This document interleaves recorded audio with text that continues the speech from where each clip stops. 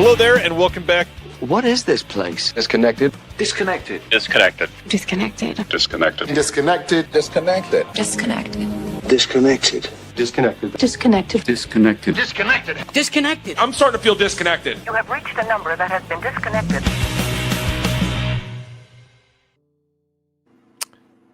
Howdy. Don't you love how everybody in the chat is always so excited when it's the first Thursday because my man, Dr. Will Dodson, is here. How are you, friend? I just want a hug. That's what the thumbnail's for? Yeah, man. How's it going? Happy to be here. Doing all right. It's a busy week all around for us and for the nation and for physical media and for my kids. There's a lot to catch up on. It's been a crazy month. Tumultuous. You know, all the rich people are about to leave New York. So yeah, I'm getting ready for a massive influx of wealth into rural North Carolina.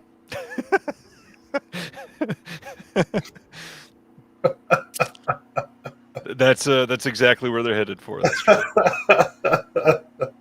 They're fleeing the hellscape of free childcare. No, but I kid. The election. Hey, yeah, movies. Josephine, man. Oh wow, you always see so many great things. Classics. I can barely keep up with you. Love Gentlemen Prefer Blondes, of course. I watched Red Rock West for the first time recently, the cinematograph release, and it was pretty good. Magic Cop, I have a copy that I haven't watched yet. What was the other one? The Man in Search of His Murderer from 31. Oh, yeah, I haven't seen that. That's good. Happiness of the Katakuri, one of my favorite Takashi Miike movies. I show that in class. Fun movie. Yeah, that's like when I introduce students to Miike, that's actually my go-to. Yeah. Is happiness. I don't show them audition until later. Well, you want to bum them out? Yeah. Well, I want to hit them. You know, I'll show them Ichi the Killer and stuff like that before. So that's cool. A lot of great movies you're watching. Yeah, November. It's only what is today? The 5th, the 6th. 6th. It's only the 6th, but it feels like so much has happened already. And happy Halloween. How was your Halloween? It was shit, but that's expected in a family with the kids that I got. That's usual. What about you? Oh, it's sad. They don't want to hang out with me anymore. But they also don't want to get driver's licenses. So that's right. So basically, I had to drive kids to different places and then come home just as trick or treating is pretty much ending. So I didn't really get to celebrate Halloween as I would have preferred. I did have some fun stuff happen in October, though. I got to live tweet the 200th episode of The Last Drive-In with Joe Bob Briggs using the Mutant Family account. It was a great honor to be asked, so I really appreciate those guys for having me. And what were the movies? A Clown in a Cornfield and Jacko. Jacko was the other one. That's right. So I had a field day, literally, with those two. So it was a lot of fun just kind of interacting with all the Joe Bob fans. Obviously, I'm a huge fan myself. Joe Bob stan. I'm a Stan, first and foremost. That's true. Hiya, Stan. Good to see you in the chat. What else? Oh, man, I saw some great shows in October. Me and my buddy Jacob got to see the Melvins and Red Cross. And me and my lovely wife Sky got to go see Messer Chups, the best surf rock band out of St. Petersburg, Russia. And opening for them was a pretty cool surf rock band from Asheville, North Carolina called Monster Wave. Enjoyed those. And then I'm still recovering. Monday night, my buddy John, different John, not John Daly, but another John that I'm friends with, John Cocking. He and I went to see Viagra Boys. And that was fantastic. Love the Viagra Boys. You know, those young Swedish lads are really going somewhere, I think. So pretty packed month, right? Yeah. I may be old, but I'm still keeping up with it. I think you're going out to more events than I am, that's for sure. Yeah, I am. I can barely find time to leave the house, let alone the yearn to leave the house, which I still struggle with. I don't want to leave, but I feel like I need to make myself leave. Like, so, as you know, I am constantly flirting with a heart attack because of my stress level, depression, and recurring alcohol dependency. And because I refuse to get any mental health support whatsoever, I try to do little things that they say are good for you, like socializing, but it's hard. It's not natural. What is that like? Yeah. Well, I find it's best to socialize in a place where you can't hear anything. So that's why I like going to concerts. Smart. Then I stand in a group of people, and the only interaction we have is like if we like each other's shirt, we like point. the understanding nod, yeah. Hey, thanks for that, Daniel. Yeah, I've only gone to, I think, one show in the last year, but you've dwarfed that number like many times over this year. Speaking of that, I'm seeing the Dwarves next week. Look at that transition. First time. They're opening for Gwar, who played a hell of a show. Who played at the 200th episode of Joe Bob. I've never seen Gwar live, even though they're Pride of Richmond, Virginia. So that'll be my first time getting de-virginized, deflowered. Blood. For starters. Amongst other things. Other than that, reminder, last month we had the Queen herself, Miss Tiffany Shepis, on with us. And since then, the 4K Steelbook of the Toxic Avenger has been released upon the world. And I'd love to hear what people have thought if you've watched our little piece on that disc, because, man, we are quite proud of that one. Other than that, I don't know. Have you gotten your copy? I haven't gotten one. Not yet. Other than that, it's been a busy month of pickups and stuff. I got a couple fun things to share, but I'm curious to see what you've been getting. You want me to go first? Do it, Rockapella. Here, I'll bookend it. I got in some care packages, so I'll share one of them, and then you can share. This is from a friend of the show, Vance. He wrote up this whole letter and everything. He says, I picked this up on a whim at Half Price Books. There were two of them, and I thought I might be able to resell one of them, but I'd rather give it to you. I had no idea what I was buying since it was sealed. I looked it up after, and I'm intrigued after watching it. So glad I grabbed them. These are becoming rare. You can read my review on Letterboxd if you like. As for the vinyl, that's just a fun add-on. Appreciate all that you're doing. And he sent me this hardcover of Stranded in Canton. I have no idea what this is. Have you heard of this? William Eggleston's legendary and pioneering video work. Cool. Well, I like the cover. And then he threw in Pulp Fiction vinyl, which is awesome. So thanks, Vance. I'll share some more after you share some. What do you got? What am I doing? Pickups, bro. Oh, nice, Stan. Oh, I forgot. I almost forgot the best thing of all. I was waiting to transition into that. Brian Usna, thanks, Ryan, very kindly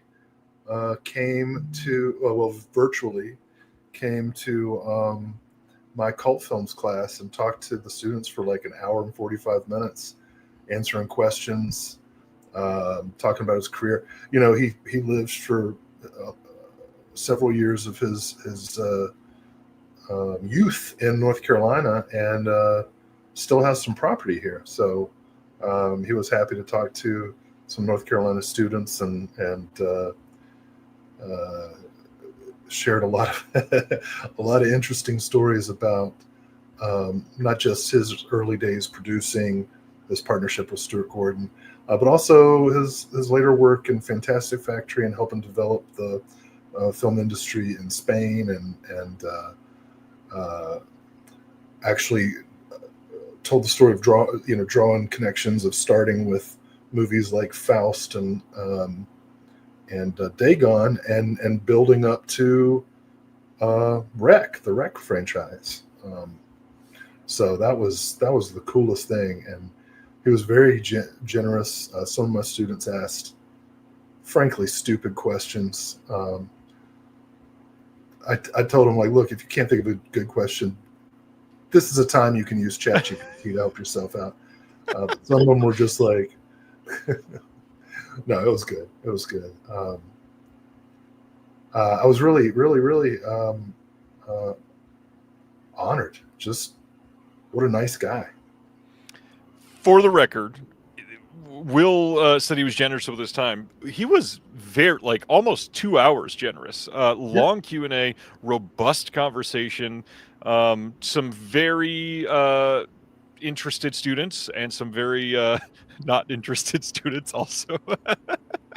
Yeah, we talked a little bit about that. Like, there's some, even some of the students who are super into it, like, it's just second nature now that they're always looking at their phones. And so yeah, like, our generation thinks, wow, how rude, but their generation is just incapable of looking at the world around them. He said, staring into a computer screen. but at least you're interacting. You know, it was good. Like, one student had seen Reanimator before, and the rest of them, I showed them Reanimator, Society, Return of the Living Dead 3, Dagon, and my personal favorite, Progeny. And they were up. I mean, some of it was upsetting. Like, people got hit in some serious ways, especially Progeny, which has like all this like pregnancy related horror. You know, a lot of probes, a lot of fetus stuff. But they got, they really got into analyzing the films and picking out the themes. And when Yuzna said that he tried really hard never to have a message, they were just like, nah, dude, we've got lots of messages. So, yeah, it was great. It was great. It was great. Where's some of my family? Hey, family. No, it's okay. We're fixing braces. Come here, Sky. Let me introduce you to the hundreds the world we have out there. Okay. I don't think, has anybody ever seen her before? Not on this show, I don't think. No, I'm real. Yeah, this one. Hi, Sky. Hello? This one. I've met her before. Yes. She married me. At the jail. Right there. That's true. True story. It's a very Will story. Yeah. No. Yeah. Mm. All right, get out of here. I'm going to fix our child's braces. All right, thanks, babe. So, we'll let that go on in the background. What are we doing? Pickups? We are doing pickup. Share yours, and then I'll go over my last big package. Is the funniest way to say that. Go ahead. You got a big package? I do. I mean, statistically, bigger guys, but I don't know. I guess smaller guys that like might look big. This guy just yelled, "That's a lie." You want to think about the phrasing there, babe? Oh, that was perfect. Whatever. So let's see. Some people get really upset when stuff takes a long time to ship, but I actually like it because then you forget that you ordered it, and it's like a big surprise one day. And I had this big order I had a gift card from Orbit, and ordered a bunch of stuff, and it just came in last week, and I'm very pleased with it because it's all cool limited editions. I got Synapse's The Deadly Spawn. Good movie. There we go. Nice stuff. The reason it took so long to get here is because I was waiting for the 4K of Martyrs. Great movie. My go-to date night movie. And then a couple of imprints, Burn and A Bridge Too Far. Both films that I like a lot. I like war movies. Nice. Especially now that I'm middle-aged, I like war. And then there were like a bunch of price markdowns on evil online behemoths. So I picked up the 4K Steelbook of The Fog. Yep. I'm totally into upgrading all of my Carpenter. I'll do that until the end. Vampires on 12K. Yeah, a little Film Masters Blind Buy. Sherlock Holmes. The Severin 4K release of Jack the Ripper. And the Billy Jack collection marked down. I'm sure the 4K will be announced like next week. The other thing that was not marked down like super low, and so now it's my first of the series. I got Shaw Brothers Volume 5 from Shout Factory. Nice. Excited to. This is gonna be my Thanksgiving break right here. So I'm very pleased with those box sets. Are I mean, even at full price, there's so much in there. It's pretty worth it. Well, this was marked down to $69. Nice. Yeah, can't argue with that. That's for sure. Yeah, I was like, wow, this is a sign. So, and then also my last pickup. This is Valentina. Valentina. Oh, it's perfect. A couple weeks ago, we talked about the release of Riverbend, directed by Sam Furstenberg, that Michael Dennis, Real Black, is helping with. I was hyped about that for a long time. I didn't know that I was going to be, but I was the first person that pre-ordered it, I guess. And Michael Dennis, the guy that runs Real Black, said, just to say thank you, we're going to send you a bunch of stuff. That was cute. I was going to open the box set live, but I didn't know how packed it was going to be because it showed up and it was larger than expected. So I'm just going to share all this because Michael is incredibly generous. I got a Riverbend coffee mug. Nice. I've got classic like 8x10 stills that they've got from this. Then he sent an actual like signed thank you card. He sent one of the Riverbend enamel pins that are really nice. And then it gets kind of crazy here. So I still can't believe he did this. I got an autographed VHS of Riverbend. Sweet. And there's an actual tape in here. This is a full VHS and everything. He sent all kinds of these art cards, postcards, all kinds of stuff to support the release. He sent a Sam Furstenberg autographed postcard. Nice. He sent a Riverbend t-shirt that my wife will have to wear because I am a giant. And then some autographed posters too, like all of this in this box. Like, amazing. Thank you so much, Michael. This is incredible. Again, everybody should go pre-order Riverbend. I cannot wait to see this get released next year. Going to be ridiculous. So many extras. But the big thing, we are going to be seeing a interview pop up on the channel with Michael Dennis and Mr. Sam Furstenberg. Yes, Sam Furstenberg, the director of Break Into Electric Boogaloo, is going to be on the show. So lucky. I actually read his memoir. Furstenberg is a very interesting guy. Yeah. So I got to speak with him a little bit last week, and the dude is hilarious. He's an incredibly talented carpenter, and he's just fantastic. Did you tell him that your partner Will is the biggest Josh Becker fan in the entire world? I believe it may have come up ever so slightly. You did not. Not that time. Nope. But I will be when I get him on the show. Oh, he's going to be on the show? Not on Reconnected, but I'm interviewing him. Yes. Oh, you haven't done it yet? No. Oh, well, you got to tell him that your partner is the biggest Josh Becker fan in the world.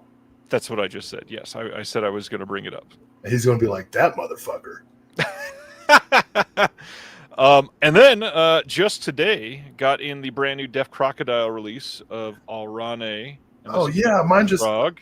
I just got that too, but it didn't hold it up. I'm glad you did. That's all I've got for that. Anything else that you've watched that you want to bring up?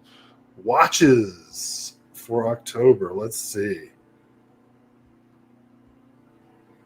What have I already talked about? I'll start with physical.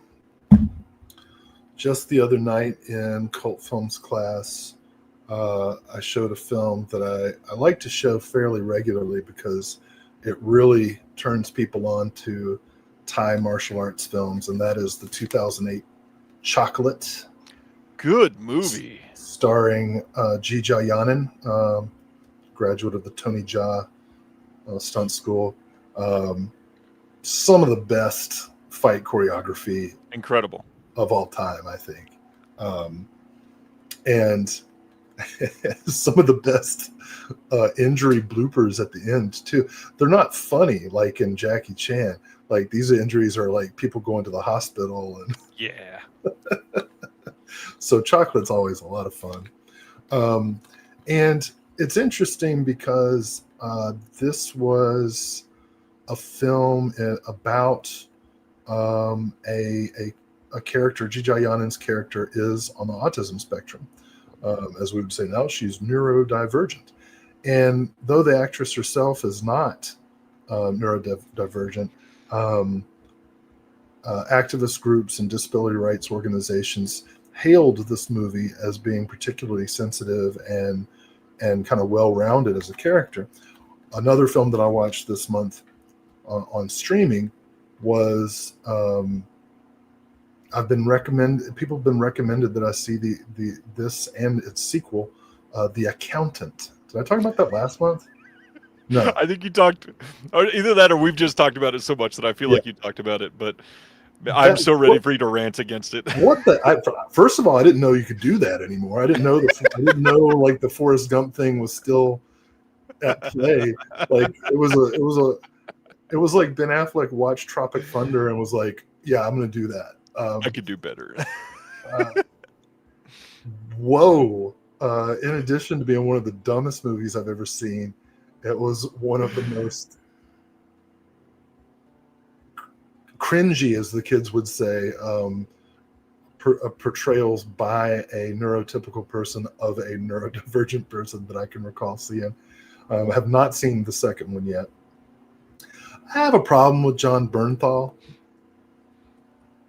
In general? Yeah, you're not about to get him on the channel, are you? I would love that, but probably not. He's married to Facebook. You know what I mean? Like he's the brother-in-law of Sheryl Sandberg. I don't even know who that is by name. Facebook CEO. And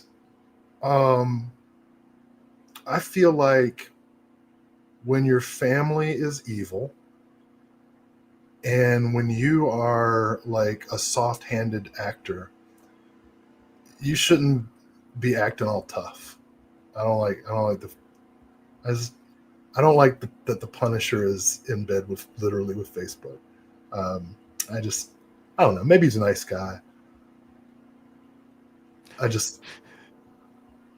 don't know. It's hard for me to. He's the nephew-in-law of Kurt Angle? Maybe, you know what? I should take it all back. I shouldn't judge somebody I don't know. I wouldn't want anybody judging me. But still, it makes me uncomfortable. I also saw a great Jack Arnold noir adjacent film called Outside the Law.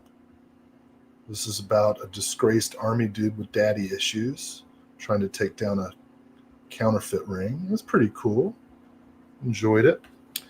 And then the big centerpiece of the month was I ran the series Wrong Turn. So I watched the first 6 Wrong Turn movies. I still have to watch the reboot. 2 is the best. Joe Lynch, Wrong Turn 2, Dead End, is a minor masterpiece starring Henry Rollins as the host of an apocalyptic survivor reality competition that they decide to shoot in Greenbrier, West Virginia. So Wrong Turn 2 is the best of the series. Wrong Turn 4 is the second best. It starts out stupid, but then gets hilarious. Wrong Turn 5 is the third best. It's almost exactly the same as 4, but set at an Appalachian version of Burning Man, which is kind of funny. Wrong Turn 6 is not really a wrong turn movie, but it was kind of like Yankee jawed into the series, and it was entertaining. The first Wrong Turn, I don't know, it's like a Chat GPT essay. It is technically okay, but there's nothing in it. You know what I mean?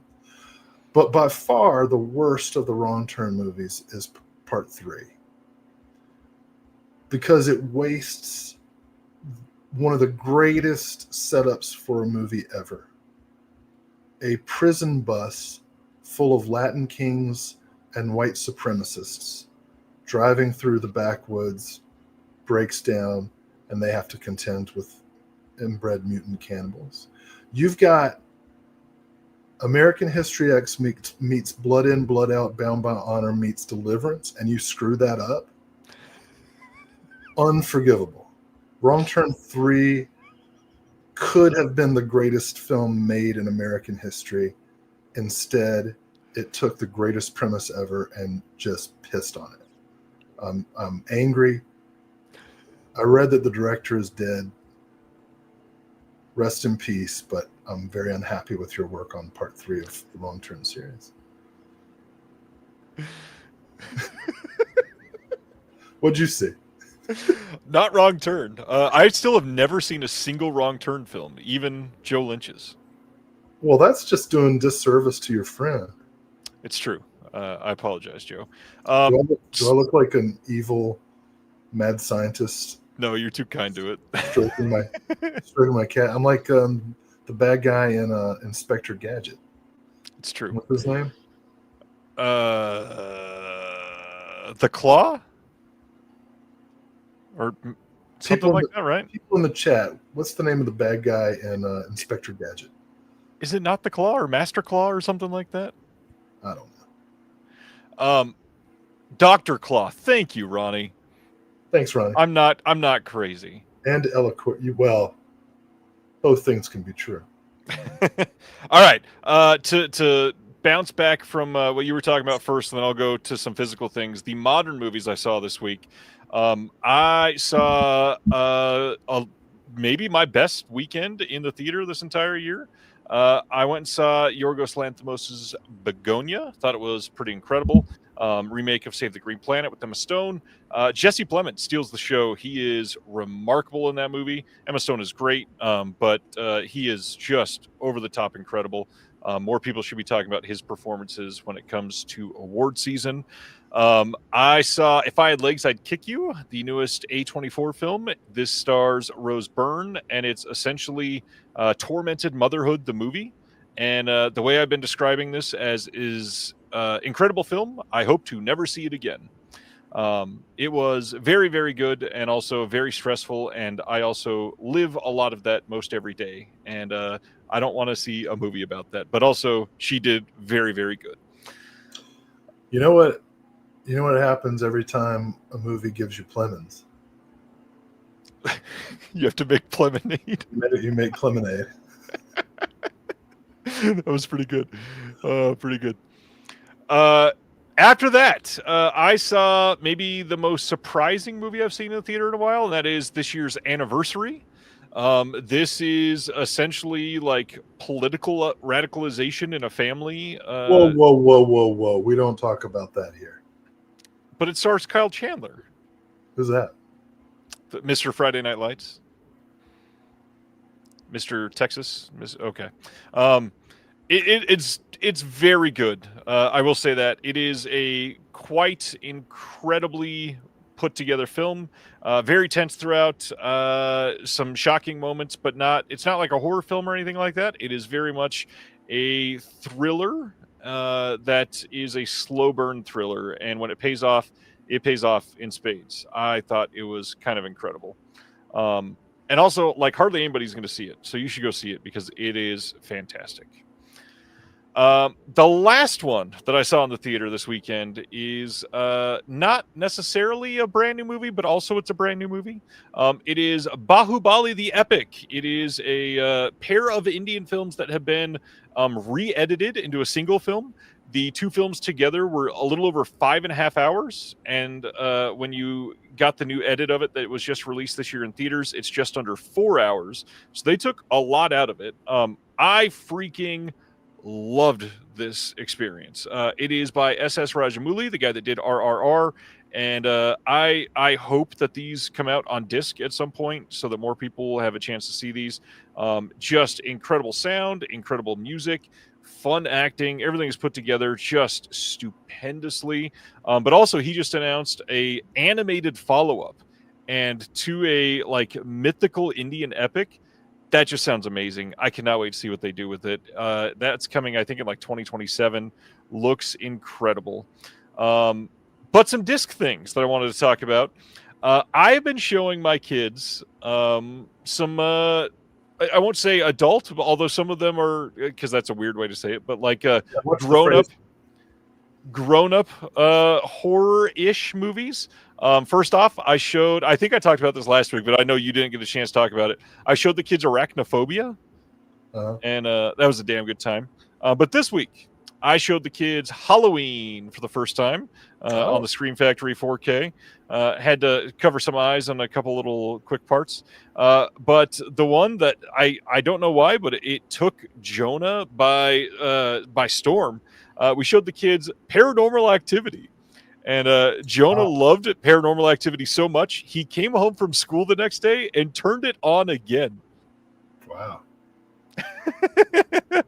Good movies. I'm a big fan of Paranormal Activity. Love most of the franchise. Halloween, pretty good movie, I guess. That was a joke to rile up the Carpenter fans, considering we'd already talked about Carpenter. But honestly, it's been a lot of fun showing my kids some movies that I love.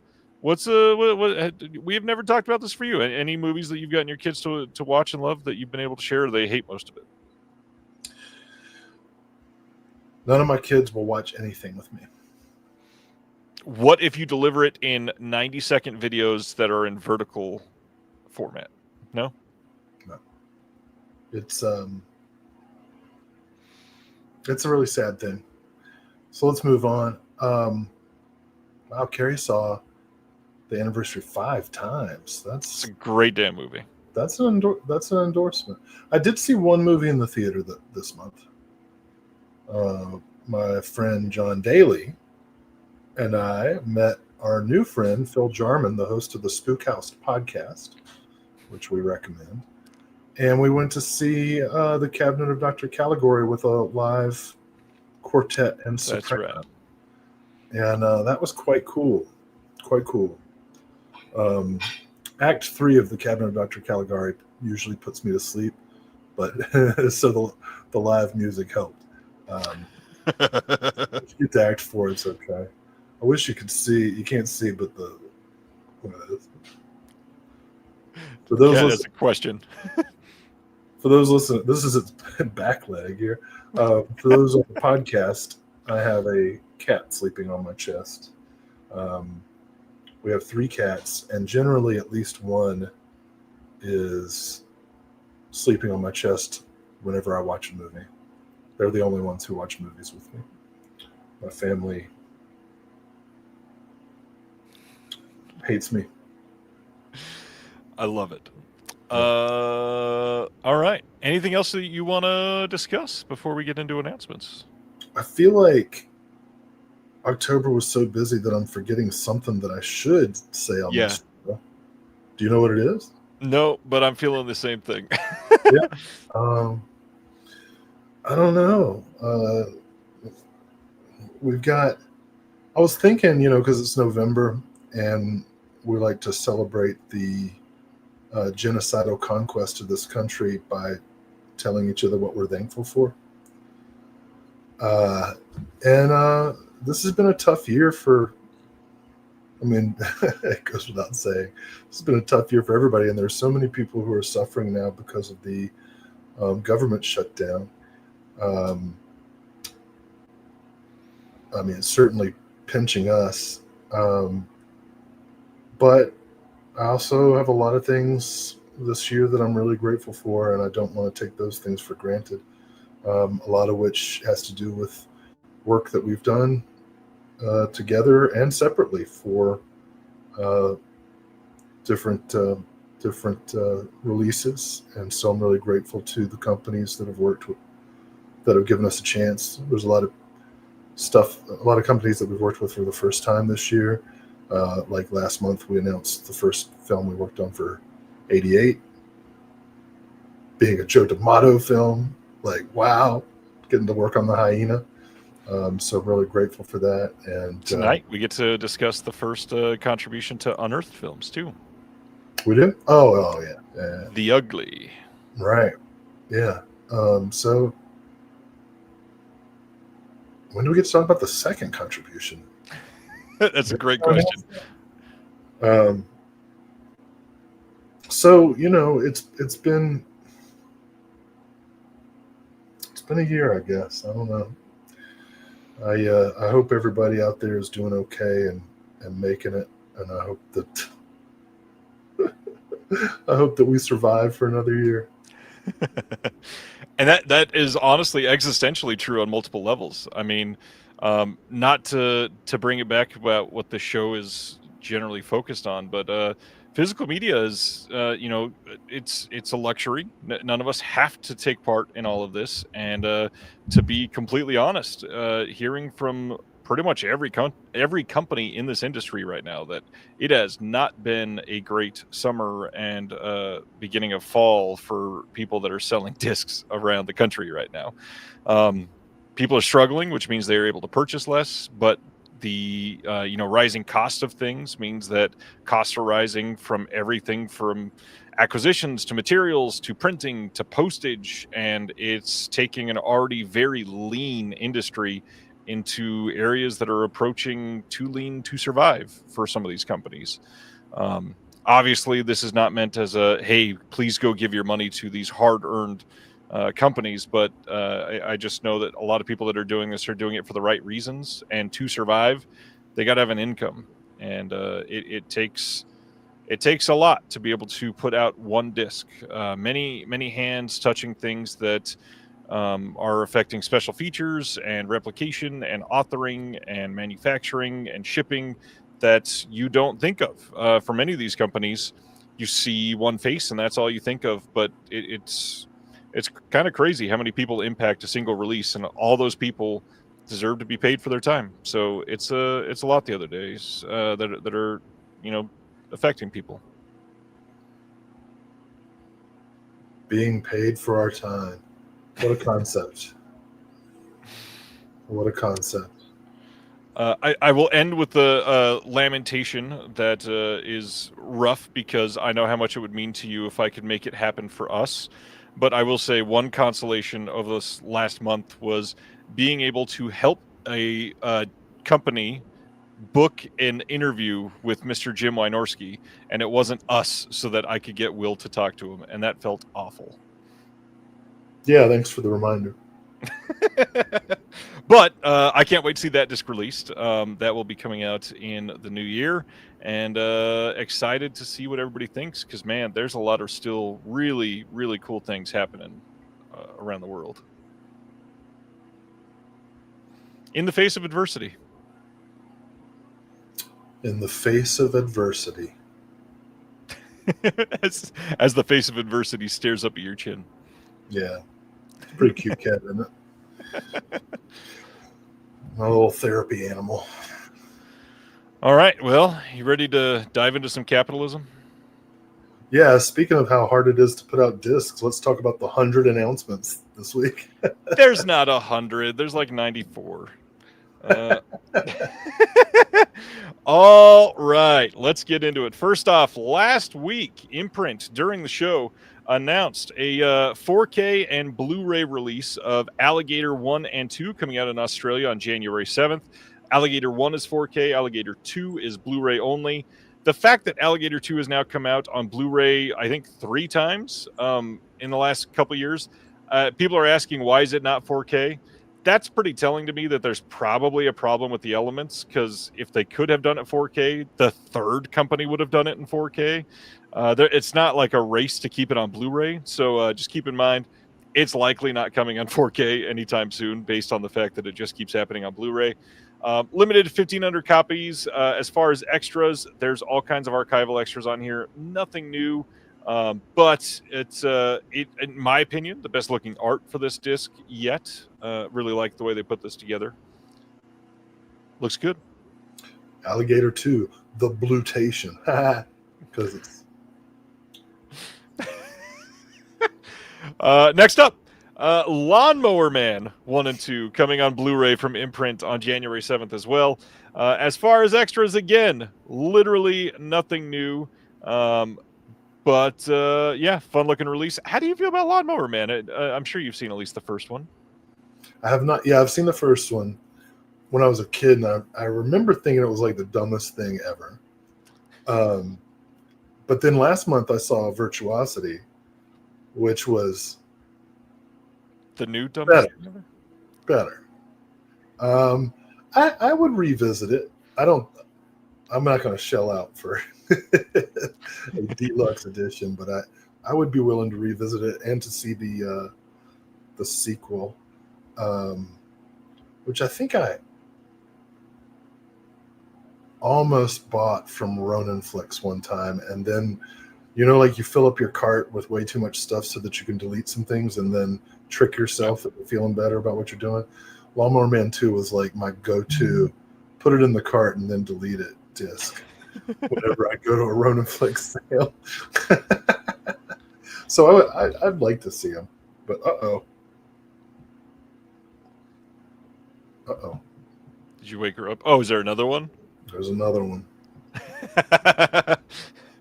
Will just drowning, and let's go to the next one. The Assassination Bureau coming on Blu-ray over in the UK from Arrow Video on January 5th. This is the exact same release that has come out previously. Nothing brand new here. This was released by Imprint in the UK, and yeah, coming to the UK now. I said Imprint in the UK. It was Imprint in Australia. Hello, that's not correct. So yeah, the Assassination Bureau.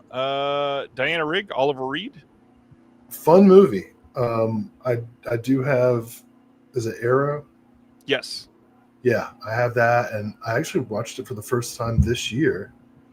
Stay away from that cord, buddy. Valentina's brother Marlo is just off camera, and he is eyeing the microphone cord. Anyways, yeah, the Assassination Bureau is one of those great, like, 60s British colorful action comedy deals. Yeah, I recommend that movie. That's worth seeing. Oliver Reed, like, I love it when Oliver Reed's in comedies. I think he's so funny and He's good. Underrated as a comedic actor. Next up, speaking of comedies, I think January 19th on Blu-ray in the UK is City Slickers from 1991.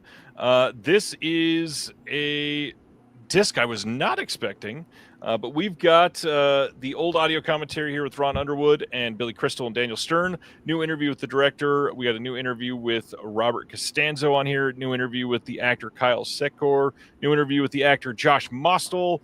A bunch of archival stuff. Then a collector's booklet with new writing by Barry Forshaw. Are you a City Slickers person, or are you more City Slickers 2 Curly's Gold? I've never seen either of them. Really? No, I don't think. I'm not a Billy Crystal guy. Not even like Sleepless? Not Sleepless. That's not what I meant. When Harry Met Sally. I was reading another thing. I can't even buy the premise of that movie. There's just no freaking way, dude. Like, if that guy is going to get with Meg Ryan, then, right? This is like, what, 1993? But those sweaters. No, if that guy is going to get with that girl, he better be charming and funny, and he is neither of those things. He's a lot to deal with. And I just don't, I'm not okay with it. I don't think she should settle for that. I think she's asking for a lifetime of mental abuse. And I think it's a horror movie. It's a horror movie. All right. I will say I like City Slickers. I like Curly's Gold a lot. I mean, this is directed by the same guy that did Tremors, and right after that. So yeah, good movie. They might be, yeah. I'll endorse it. This is another one that has been released before. Husera the Bone Woman, coming on Blu-ray in the UK from Arrow as well.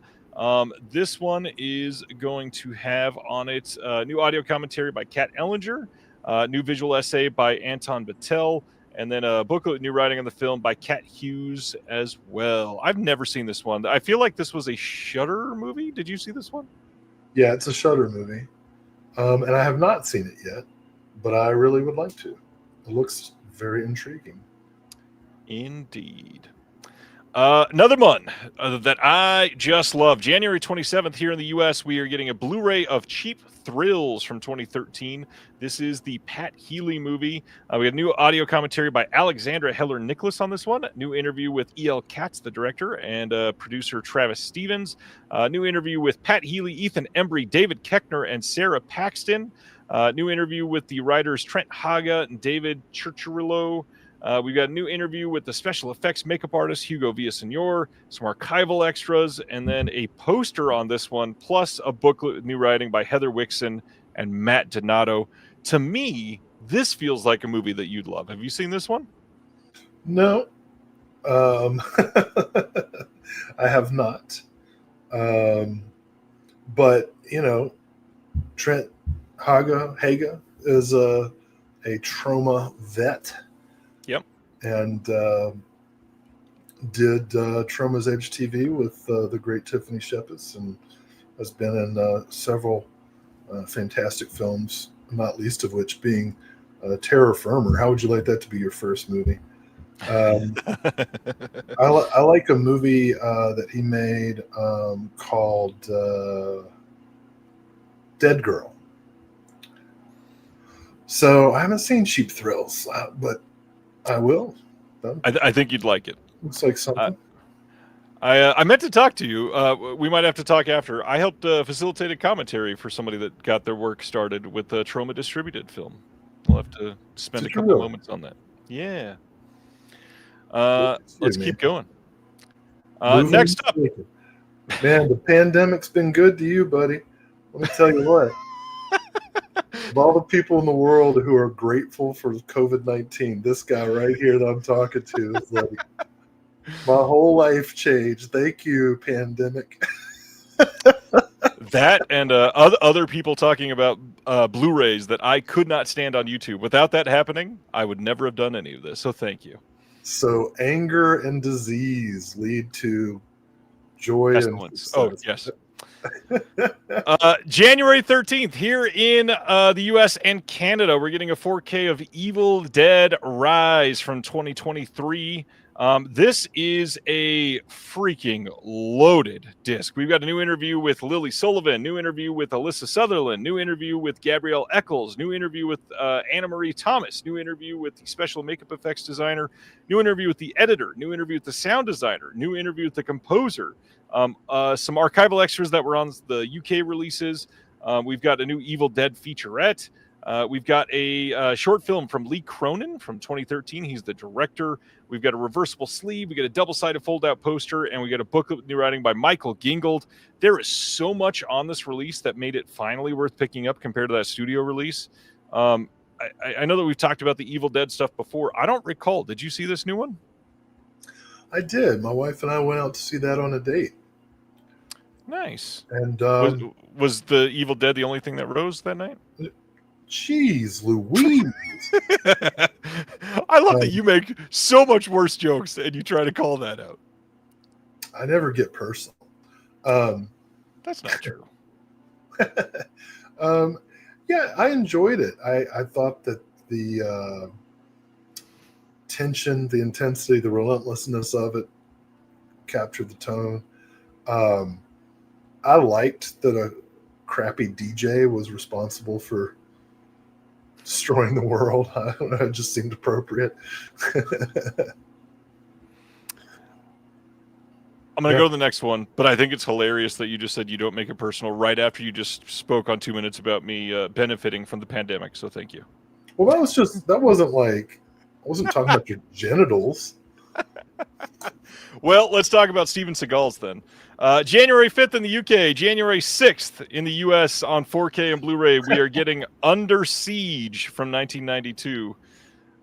Under Siege. This is a brand new 4K restoration from the OCN by Arrow, approved by the director. We've got a new audio commentary with the director and the writer. We've got a new interview with the director. We got a new interview with Erika Eleniak, one of the actors. We got a new interview with the actor Damien Chapa, a new interview with the visual effects supervisor, a booklet new writing on the film by Vern, and a serial fiction by Martin Pedler, plus reversible sleeve and all that usual stuff. I am not a Seagal guy, but are you? Vern is, though. Sure is. Vern's a Seagalian. I used to date this Australian girl who was so obsessed with Steven Seagal that she actually followed his band on tour. I'm not sure it was ironic at all. Under Siege, man. I love the soundtrack to this movie.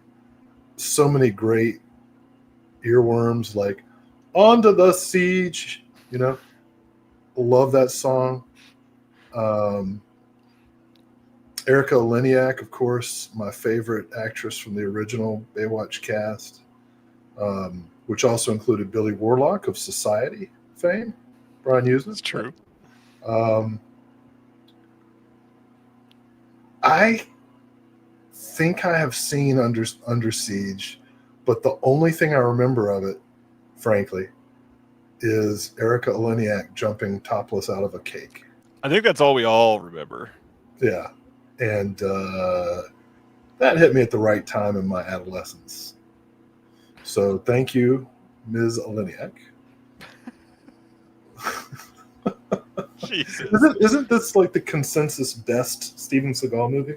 Yes, and they are leading with this. And just for the record, Cliff, who is now with Arrow, that used to be an employee over at Scream Factory years ago, he has confirmed that there are at least 3 more Seagal films coming from Arrow. So everybody... Is that a threat? Maybe. We got people in the chat asking for the sequel to this, and it is still possible that we get Under Siege 2. Just saying.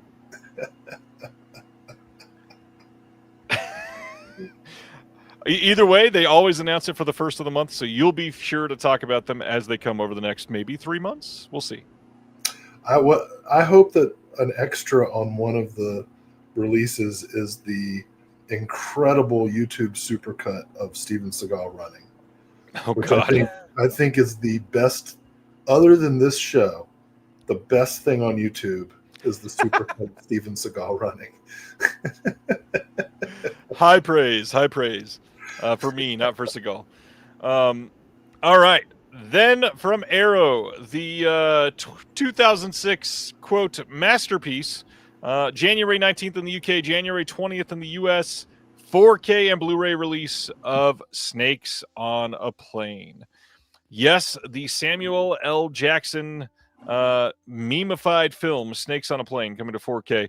New commentary by Max Every and Brian Reisman. We got an archival commentary. We've got a new mini documentary exploring the movie's tie-in novelization phenomenon, featuring the publisher Mark Miller, historian David Spencer, and Krista Faust. Archival feature on the making of, with a bunch of interviews. Archival feature on the work of the Snake Wrangler. A couple other archival extras here, and then we've got some music videos, trailers, gag reels, all that stuff, plus a booklet with writing by Daniel Burnett and Charlie Bridgen. I do not love this movie. No, but it has some historical importance because it was the first time that internet fandom influenced um, not just the marketing of a film, but caused reshoots. Do you remember that? I don't remember the reshoots. So, well, it was originally made as like a more or less straight action movie, and somebody on the internet, and I believe it was um, through the talkbacks on Ain't It Cool News or something like that. I know it was Ain't It Cool News that caused the reshoots, but somebody did a video in which he did an impression of Samuel L. Jackson saying the line, "I'm tired of all these motherfucking snakes on this motherfucking plane," which was not in the movie. That was a parody impression video, right? And that video went viral. Like it was pretty early in the internet days. I don't even know if going viral was a phrase yet, and became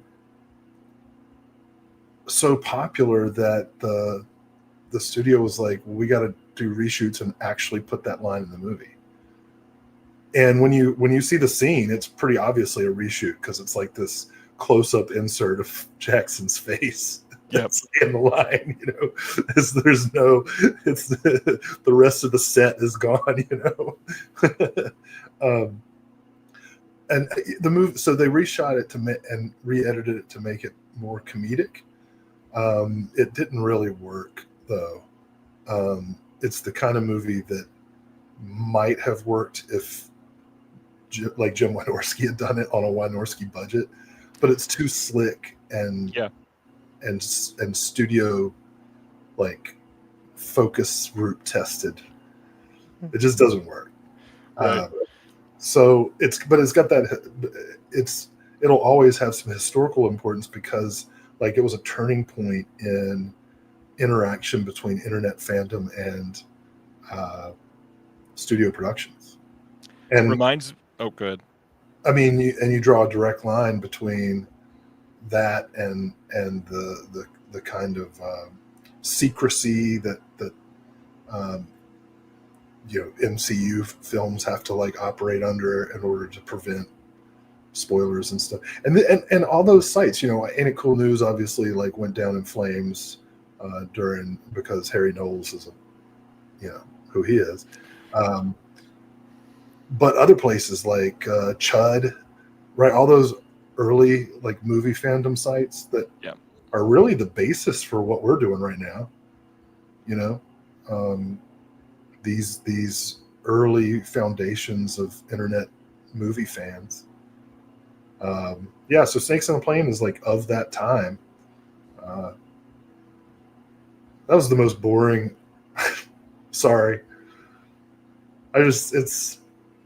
Historically Snakes on a Plane matters, but it will not be on my shelf. Next. On that note, what'd you think about it? I mean, I don't love it either. I mean, the only thing that I was going to say that kind of draw to that is it kind of reminds me of why like Sharknado got so big in its time. It premiered on Sci-Fi, and I don't remember who. There was some celebrity that literally was like flipping through channels and got it live, and it was the first movie that had like a live tweet along. Twitter was the thing that made Sharknado such a phenomenon, and it literally from that night people were following this person.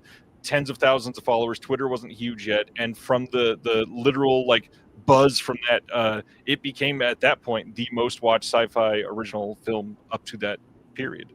And now we've got like what 5 or 7 of those movies or whatever. Funny enough, in 2023, Joe Bob was showing Sharknado, and I was tweeting back and forth with other fans, and Anthony Ferranti, the director, responded to me. I was like, sweet dude, nice job, buddy. All right, big one here, Severin.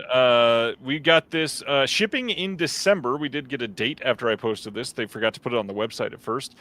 We've got a 4K film, and the rest of these are Blu-ray coming in. The Eurocrypt of Christopher Lee Collection number 3. This is a 7-disc set with 6 rarely seen films and a new 142-page book. We've got Beat Girl from 1959, The Hands of Orlok from 1960. Nice. We've got The Virgin of Nuremberg. That is the one that is on 4K and on Blu-ray. We've got Arabian Adventure. That one's from 1979. A Feast at Midnight from 1994. Disc 7 is The Lives and Death of Christopher Lee, which is a documentary that we had talked about on the show before. And now you can pick it up in this box set. And yeah.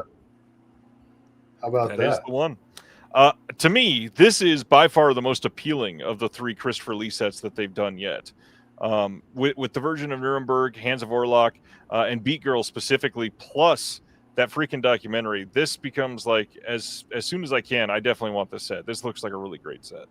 Yeah, 100% all in for that one. All right. Anything else on Christopher Lee? Iconic. Good guy. All right. He knows his Tolkien. Next, February 23rd in the UK, Treasured Films putting out Werewolf Woman from 1976.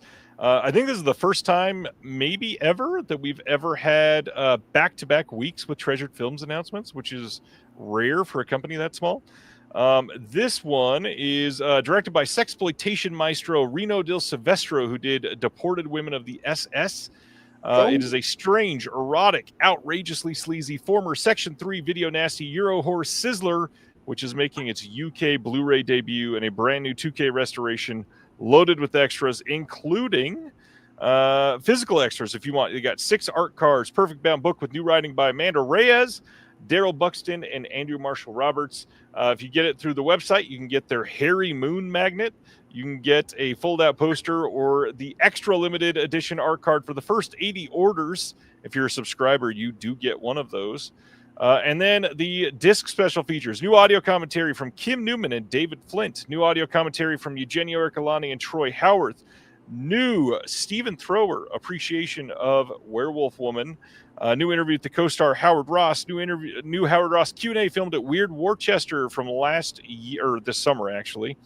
New visual essay on Dagmar Lysander by Eugenio Ercolani. Some archival extras. Suddenly, this looks to be a pretty dang good disc. Ooh, werewolf woman. She got the moon in her thighs.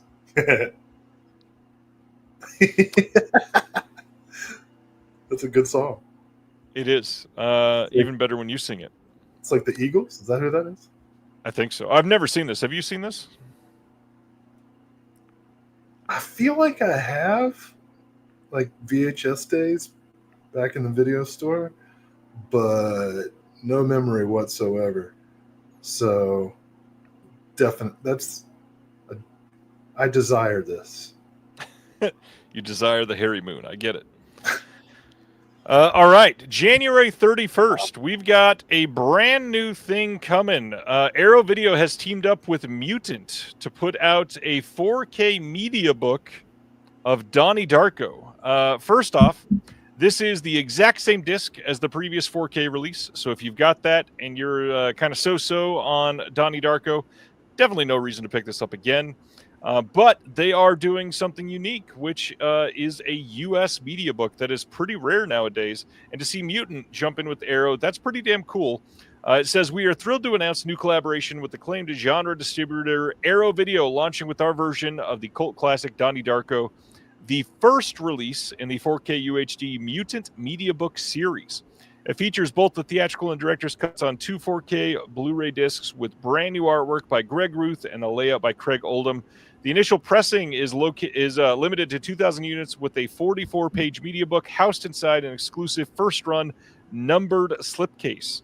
It includes essays by Nathan Rabin, Anton Battelle, and Jamie Graham, an in-depth interview with Richard Kelly, and an intro by Jake Gyllenhaal. So this again, like I'm pretty stoked that somebody else is doing media books, but I definitely don't want them to just be doing re-releases of titles that Arrow has already done. Because I'm not a big fan of rebuying things like that, but I would love media books like this. I'm a big fan of that packaging. Any thoughts from you on Donnie Darko or media books? Well, it occurs to me that anyone who is concerned about Zoran Mamdani's win in New York, they should listen to Donnie Darko's conversation about the Smurfs and recognize that that's what's coming. He's going to turn Manhattan into Smurf Village. It's going to be a socialist hellhole. Full of... Oh no, we blew ourselves. Whoa.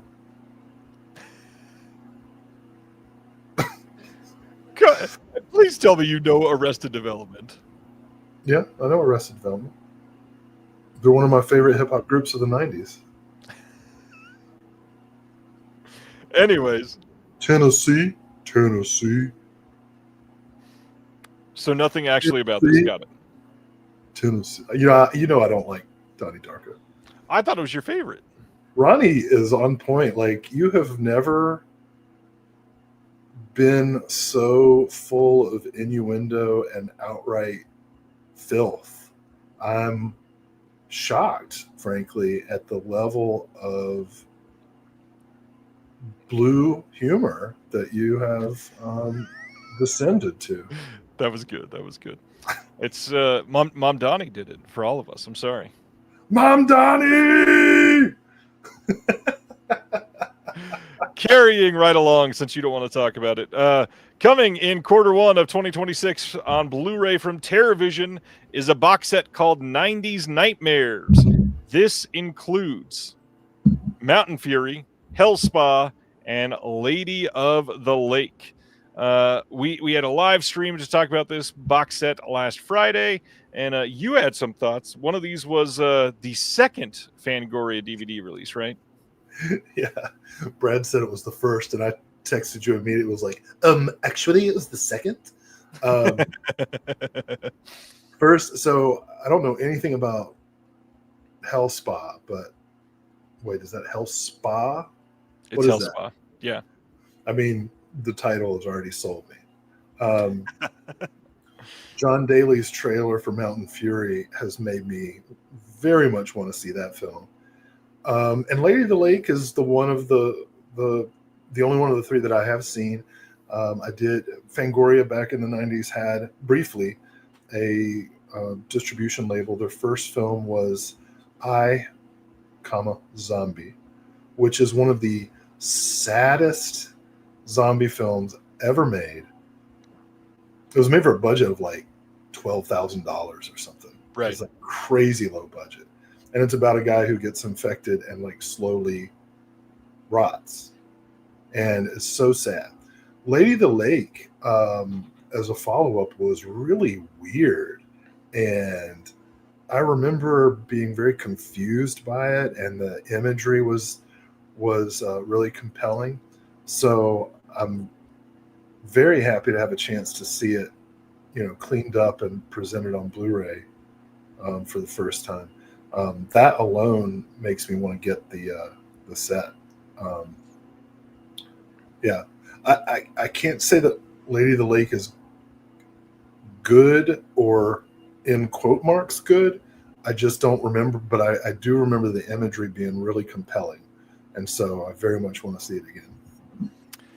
To break down the set a little bit, Mountain Fury has no extras. Anybody included in making the movie just had no interest in talking about it. Hell Spa, though, we've got the CD soundtrack with it as well. We've got a bonus movie on that, Club Dead. We got a new commentary with Mike Bowler, Steve Jarvis, and Dennis Devine. Making of blooper reel still gallery. And then Lady of the Lake, you'll recognize the name of the director. This is Maurice Devereaux, who also did End of the Line and Slashers that TerraVision has also released. This one also has the CD soundtrack. Also has two different presentations with two different aspect ratios on this. New commentary with Maurice and Martin Gauthier. We got a new interview with Maurice, archival making of, stills gallery, all that interesting stuff that usually comes on these.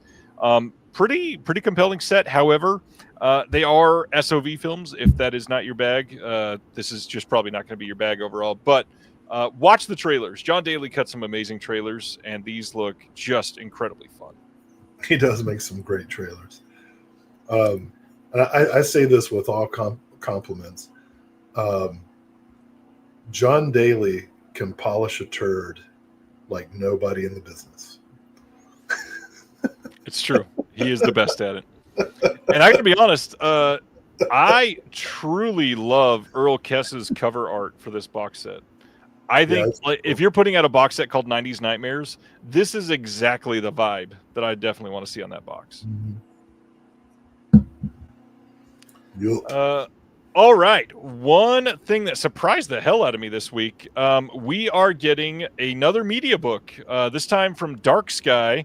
And this is currently exclusive to their website, although it'll likely go wide eventually. But they are putting out Chain Reactions, that new Texas Chainsaw Massacre documentary that was made with Patton Oswalt and Alexandra Heller Nicholas and Stephen King and all of that. The interesting thing is you could pre-order it with this really interesting, I believe it's Rucking Fought. Yeah, it's Rucking Fought, the company that did the shirt. But to make this more compelling for everybody, like I said, it is a media book, but it also includes 8 rare versions of the Texas Chainsaw Massacre. It has the 16mm overscan print, a 16mm barbecue edition, 35mm grindhouse print, 1984 K-Tel Australian VHS, 1981 Wizard Video VHS, 1987 Czech VHS, 1978 Super 8mm, and then the 1980 Slovakian Betamax release of this. I have never seen a release with so many different versions of the movies to archive it throughout the years. This is a fun idea. And if you want the bonus disc and all that, in fact, I think the shirt is only available for like another day. But yeah, how do you feel about this getting this type of release and the 8 versions of this movies, since this is quite personal for you? Next.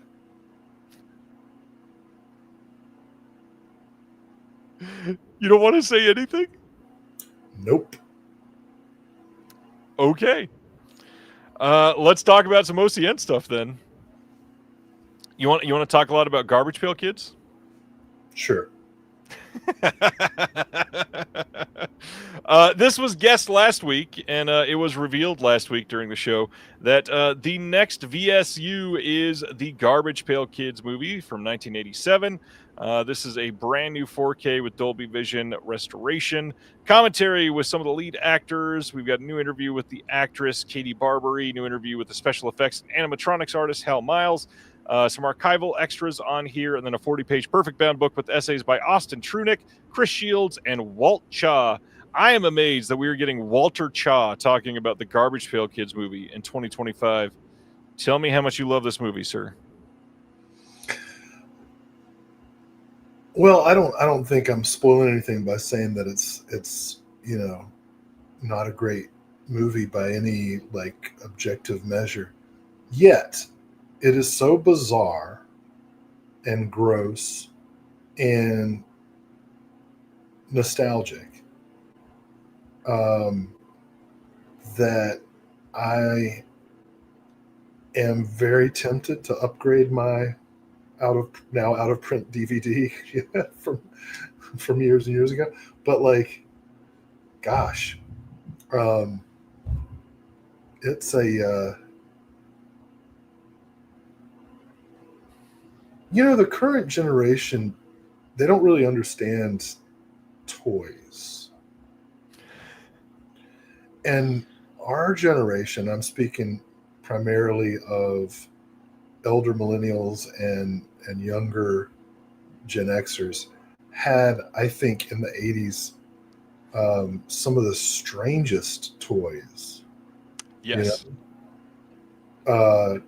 Garbage Pail Kids, Mad Balls,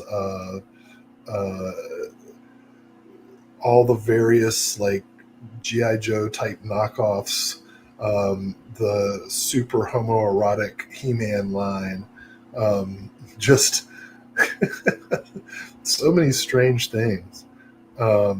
Dolls that piss themselves. you know,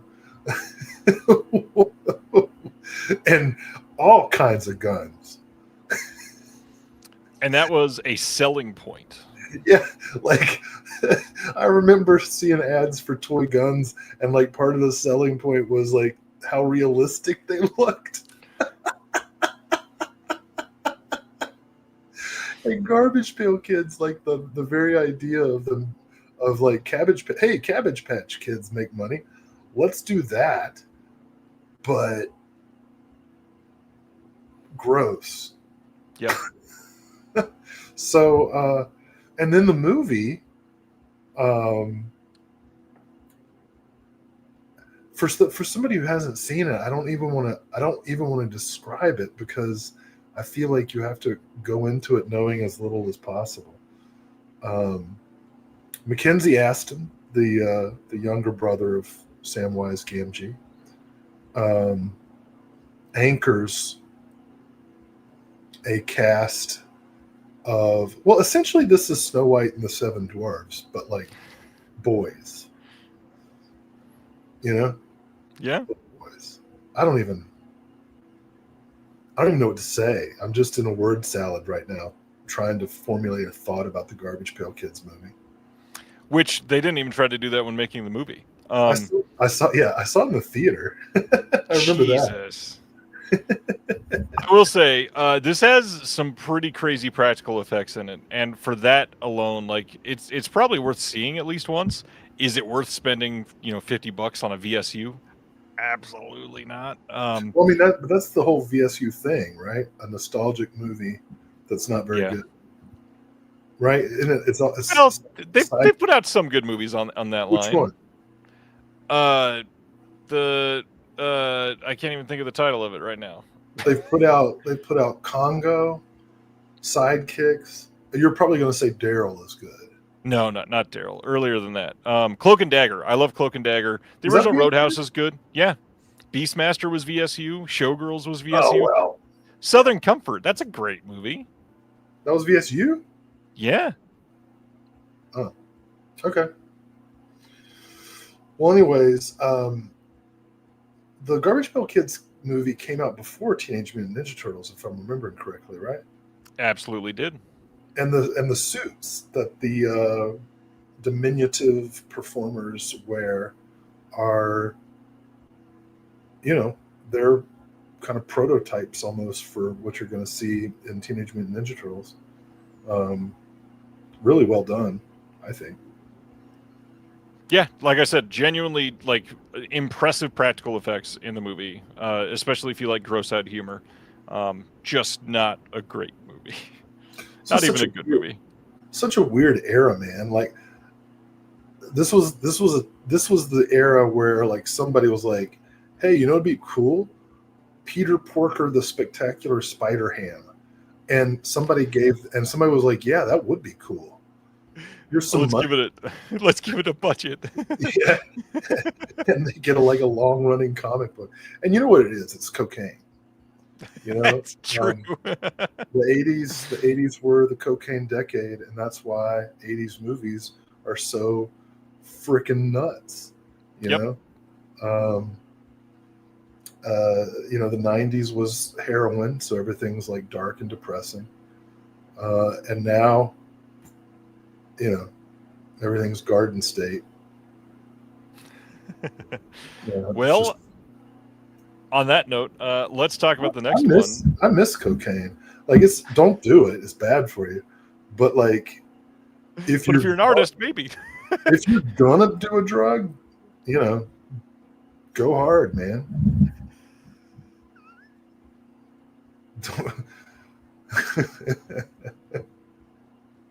Ringing endorsement from the doctor tonight.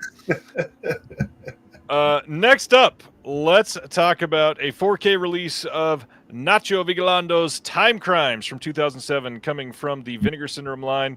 I may be misremembering, and I would love to be fact-checked, because I don't want to think that this is correct, but also not correct. Somebody please share if I'm wrong here. I think this is the newest Vinegar Syndrome, mainline title now.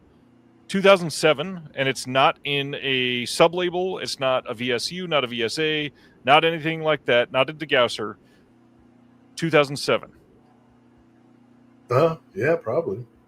Because I think the one before that was like American Murder, and that was like 96 or something like that. Well, Dirty Work.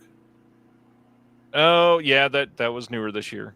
It's like 98, 99, something like that. Yeah, and now Time Crimes is newer than that. So I believe this is the newest one. And this is 2007. And this is a 2-disc 4K and Blu-ray set, newly scanned and restored from the 35mm DI. We've got new commentary with Nacho, moderated by Justin Liberty. We've got archival commentary on here as well, a new interview with Nacho, new visual essay by Dr. Valeria Villegas Lindval and Emery. We've got an alternate chronological edit of Time Crimes. We've got an archival documentary from 2008, archival featurette, footage from the Time Crimes promotional internet game that's 33 minutes long. This is hilarious timing. Not this last weekend, but the weekend before that, before this was announced, we had the monthly Patreon watch along in our Discord, and I showed the short film 7:35 de la Mañana by Nacho Vigalondo, and it is on this disc now, which is really cool because it's a pretty great short. We've got a 40-page perfect bound book with essays by Charles Bramesco, Mary Beth McAndrews, and Katie Reif. And that is a pretty damn good movie and a pretty damn good release. DI, man. That was a good band. Richard hung himself, you know, that song? Yes. I don't know Time Crimes. This is all new to me. So wow. I would have sworn this would have been like a sneaky Will favorite. Interesting. Yeah, I think you'll like this a lot. I mean, this is what keeps me as a subscriber, stuff that I would never get otherwise. And so I'm always excited that, like, I know for sure that every month I'm going to get something that I have no familiarity with. Brendan said Joe Rubin did confirm on Punk Vacation that this is the newest film on the VS line, so that's good. Okay. I've still not finished that episode yet. Got so many damn podcasts on the network now, man. You're a media mogul. You're like the Howard Stern of the internet. I think Howard Stern's the Howard Stern of the internet. No, he's on satellite radio. He doesn't do internet. It's different. Anyways, so Time Crimes. This was hinted at a long time ago by Justin Low Liberty in my Discord that this was coming. And just a reminder, because I think we've talked about it on the show, but just in case you forgot, and this was hinted at a long time ago. This was hinted at when Umbrella released their Blu-ray, or even announced their Blu-ray. He basically said, hey, if you want Time Crimes, you might want to wait, because it's he basically just said it's coming from somebody else in the U.S. He has said the same thing about a couple other titles. One being Tank Girl, and one being Masters of the Universe. That Masters of the Universe? That Masters of the Universe. Now, that doesn't mean that Vinegar Syndrome is doing it. It could just mean that he is aware of somebody else doing it.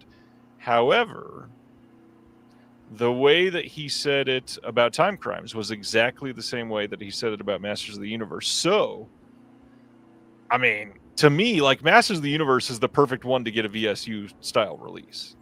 Yeah. So, bring Dolph into the VS fold. I'm just throwing that out there. You know, when it comes to subscriptions, if you have the means, Deaf Crocodile is probably my number one. And I'm not just saying that. Like, the thing about Deaf Crocodile is you're always going to get something new, like that you've never heard of, which is why they're my favorite label to work with, because every time we work on a disc, I have to read like 15 books. You know? Oh, nice, Greg. Here I am. I'm trying to promote Deaf Crocodile, and Craig's like throwing in Masturbators of the Universe joke. All right, fine. Move on. I was gonna say, like, if you've got the money, prioritize your subscriptions, right? Deaf Crocodile, Radiance, Vinegar Syndrome, TerraVision, right? That's kind of like the order I would go in if I had. And that's not even all of them. That's the crazy thing. Resources. Who else does subscription? Treasured Films, Oscilloscope. Shit. And is there one more? I feel like there's one more. We had talked about this one time. I'd subscribe to everything if I could, you know. I cannot remember the last one. I can't wait for the Radiance announcements. I'm over the moon. All right. There's a lot of good stuff this week. All right, we'll carry on.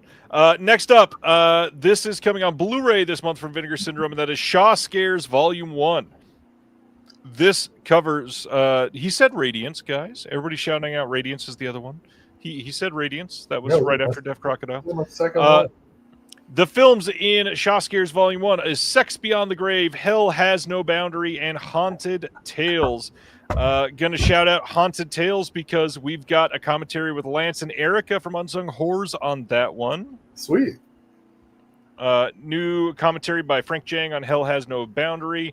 There's also an interview on that one, and then a commentary with Sam Deegan on Sex Beyond the Grave. This is a great looking release. Bruh.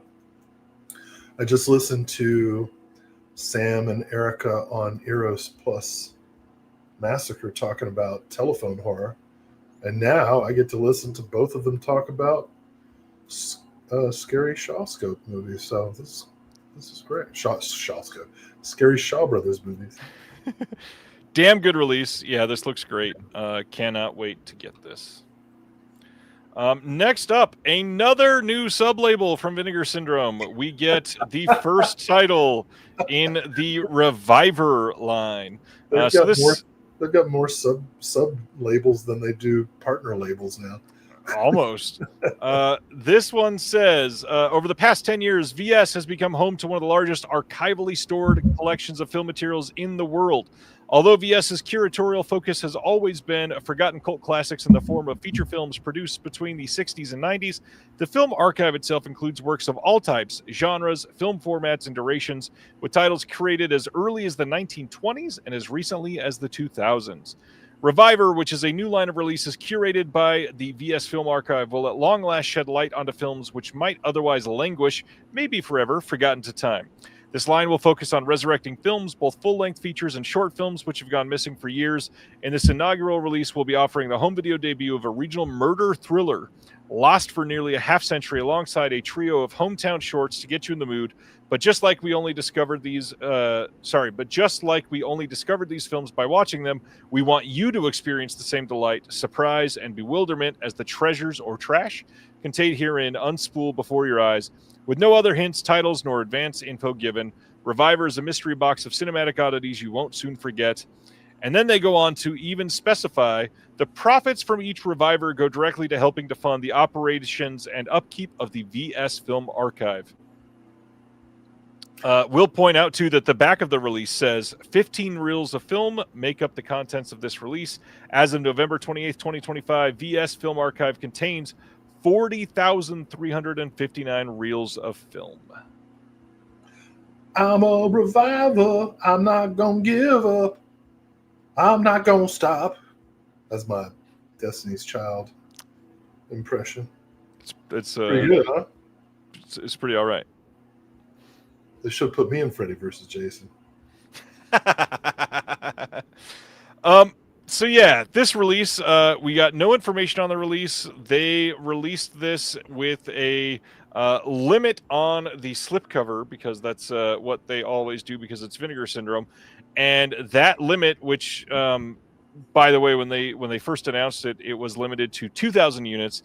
It sold so quickly in that first day that they said, no, let's make it 3,000 units, and so they upped that quick. We've got this newly scanned presented from its best surviving film elements, which is a 35 millimeter release print, and it's an 80-minute film. There's a short location-centric doc scanned from its 35mm color reversal intermediate, a short horror film scanned from its only 16mm reversal print, a short horror film scanned from its super 8mm reversal original. There's Winding Through the Film, which is a disc-exclusive, unredacted educational video from the VS Film Archive that's 14 minutes long. But I gotta ask, Will, how do you feel about them releasing this and not telling anybody the title? And considering that this is likely going to be happening at least a few times a year, it's an interesting risk to take. Yeah, well, one thing I know, that we learned, John and I, daily, tabling at cons, is that people love mystery boxes, right? Yep. Like one of the few things TerraVision does well in terms of their advertising and distribution is their mystery boxes. Those motherfuckers sell out immediately. And this is kind of that, except even more intriguing because it's like, what filmmakers, this could be some child's home video. It could be a major director's short films. It could be, it's likely something in between. It could be excruciatingly painful to sit through, or it could be a total revelation. And because I don't know, and because it's $19.99 subscriber price, I'm gonna get it. And based on whether this first one turns out to be a fun watch, that'll be like what decides whether I check more out. I think if you're going to do mystery releases, they've got to be priced reasonably, and Yes. so this is. So I think that's a worthwhile experiment. I don't think you could do that with feature-length standalone films, but like a grab bag of stuff, yeah, absolutely. So Craig is saying, can't you wait until it's released and pay $19.99 for a title that you know what it is? You can't, because it is fully sold out. There's not standard editions. I can't get it? All 3,000 have sold already. Oh, well, that changes my response. I was waiting for payday, and apparently, Yeah, all 3,000 of these sold out in like a day and a half. well, that proves the point, I guess. I have a feeling that Orbit and Diabolic will be getting some of them in. So if you absolutely must have it, that would be your chance to jump on them. But yeah, you cannot buy it from the site. 3,000 of these sold in like 48 hours. You want units? I got some units. Wow. So I'm overall okay. Really bad. Did you order one? Yeah. Fuck you, dude. I am overall okay with this happening, with them putting out a mystery title every so often. I'm okay with them because many of these will likely never get a release any other way. I'm overall okay with that. The only thing about this I feel a little weird is that they specifically mention the profits from these releases go directly to helping the VS Film Archive. Where were all the profits going before? Where are the profits for everything else? Is that whose yacht are we funding, I guess? Yeah, it's sold out. I went to the website to see if you were a liar, and you weren't this time. This time? All right, that's enough about Reviver. I'm also curious to see if this is how they release it. Like if it's actually going to come with this big red 1 on the front. At this point, with how entitled VS fanboys have called them out on stuff, I have a feeling it's going to look exactly like this. So I'm curious. I'm bummed, man. Next up, There is a 4K available of the film from 1986 at close range that is now a part of the Cinematograph line.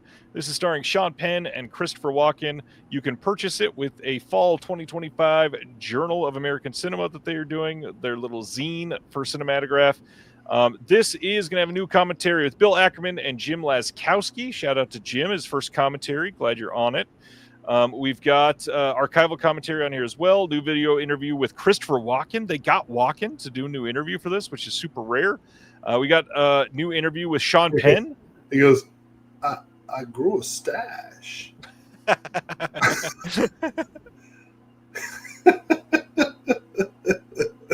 the whole interview.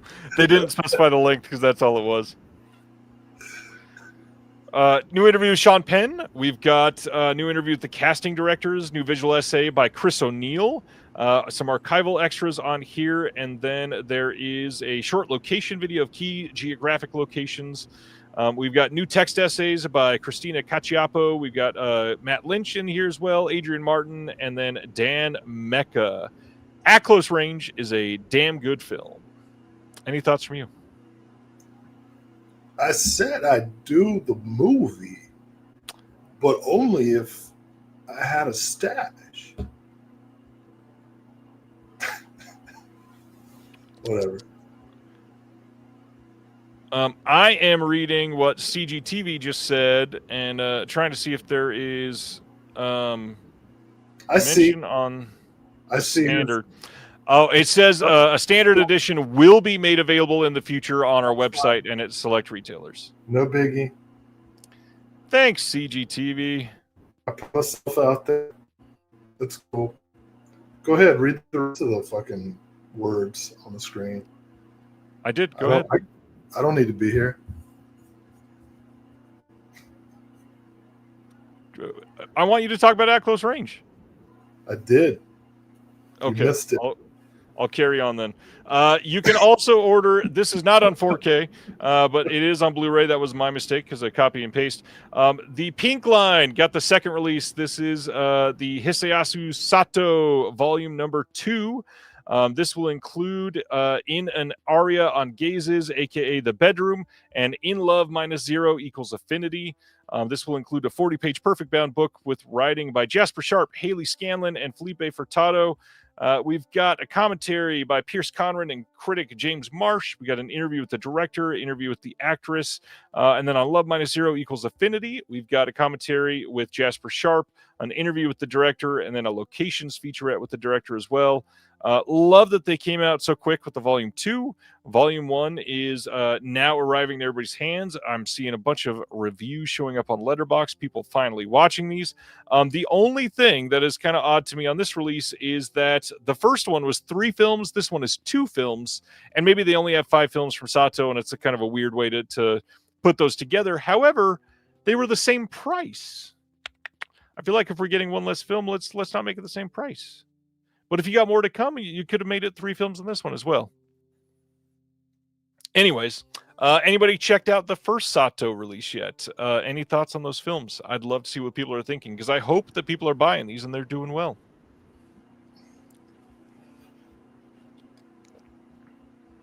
Any Sato thoughts from you, or are you just done? Yeah, I got the first one. I was actually grateful that there was a snag, because Vinegar Syndrome gave like a coupon to everybody who had like ordered it and then had to wait, and so I used that coupon to get the second one. It's they're really good at psychology, the Vinegar Syndrome people. Yeah, they're like, oh, we made a mistake, here's a coupon that like basically covers the tax if you'll buy the second one. Yeah, and I did. I haven't even watched the first stuff on the first one yet, but I've already ordered the second. Nice. They get me. Then one of the larger announcements from them, we've got a 4K release of Behind the Green Door. This is the first title coming from the Mitchell Brothers Film Group line that is now a part of Melusine. There are, oh gosh, I can't remember the exact number. It's like 25 films in the Mitchell Brothers Film Group line that are coming. This is a 3-disc set. We've got the 4K Blu-ray and a CD of the soundtrack. We've got the 71-minute feature presentation of Behind the Green Door presented with HDR and newly restored from the 16mm reversal AB rolls with multiple different sound options. We got a feature-length audio commentary with Marilyn Chambers, biographer Jared Stearns. We've got a Blu-ray disc with everything on the 4K plus preserving the legacy of Marilyn Chambers from soap to superstar Behind the Mitchell Brothers Film Group featurette. Winding through Behind the Green Door, an audio interview with the actor George McDonald, moderated by Ashley West from the Rialto Report, 8mm digest version of Behind the Green Door, some trailers, and then a 24-page booklet with the original short story for Behind the Green Door, plus an 11x17 replica Japanese one-sheet poster. We've also got the bonus CD with the original soundtrack, like I said. This is a crazy great release for the first one. This is really cool that they're doing all of these from the Mitchell Brothers Film Group, and I hope they do well. Yeah. That one's neat. John Cena's favorite movie? Is it?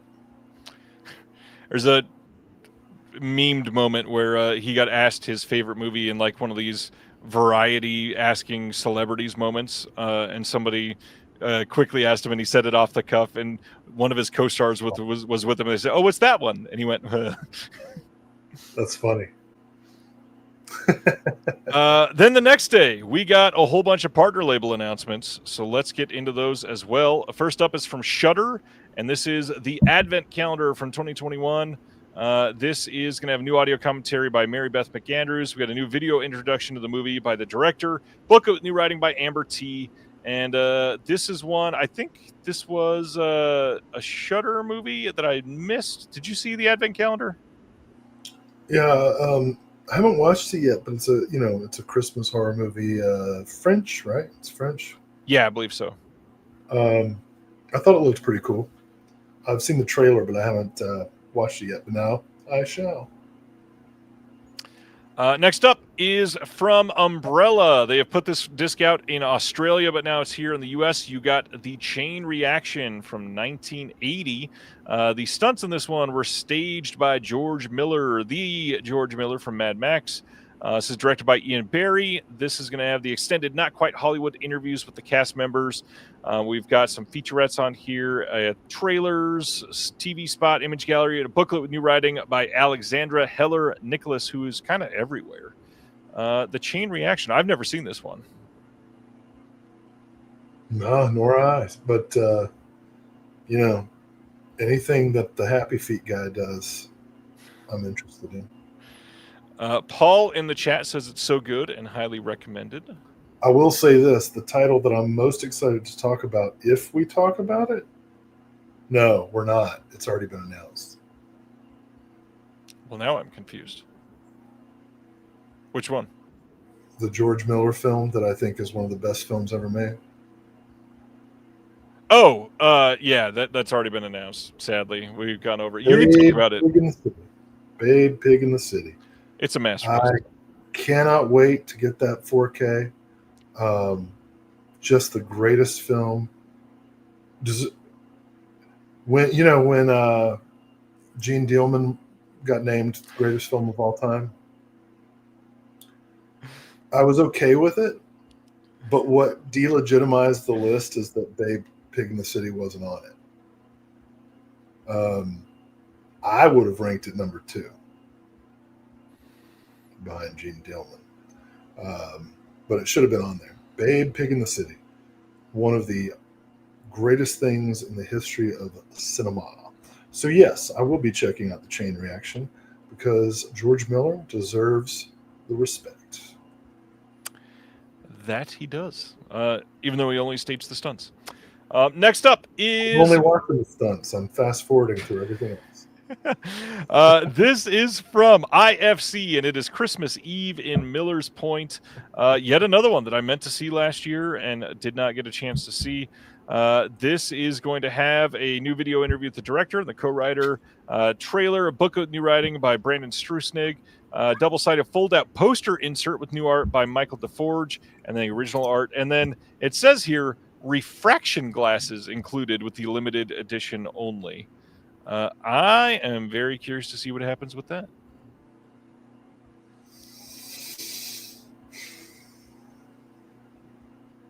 Yeah.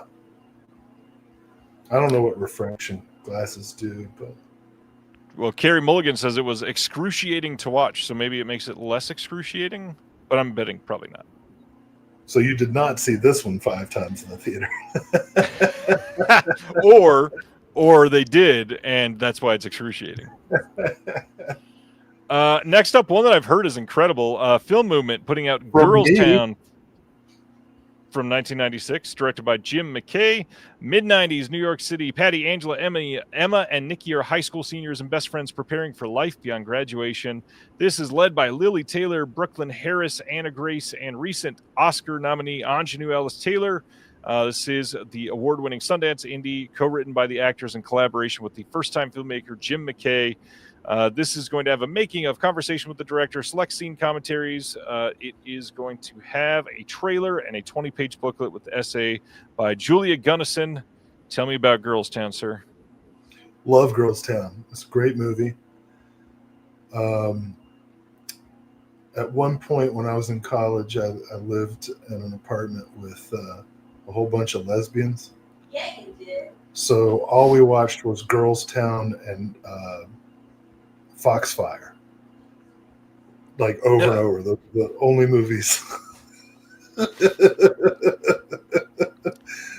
Girls Town's legit good. It's a great movie. Can you ask Sky how much it would cost to have me be able to hire her just to ad-lib after you all night? Because that was incredible comedic timing.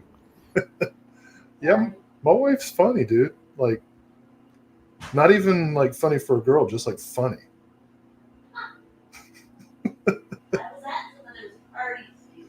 Yeah, she can vouch. I'm not exaggerating. I lived in Girls Town. Yeah, like Central, they were all up on Will. No, I didn't say anything. Like, well, I'm telling them these lesbians loved you. Because I'm an ally. Yeah. Look, the point is, I was very fortunate to get a cinematic education in 90s lesbian cinema, and Girls Town and Foxfire are like the touchstones.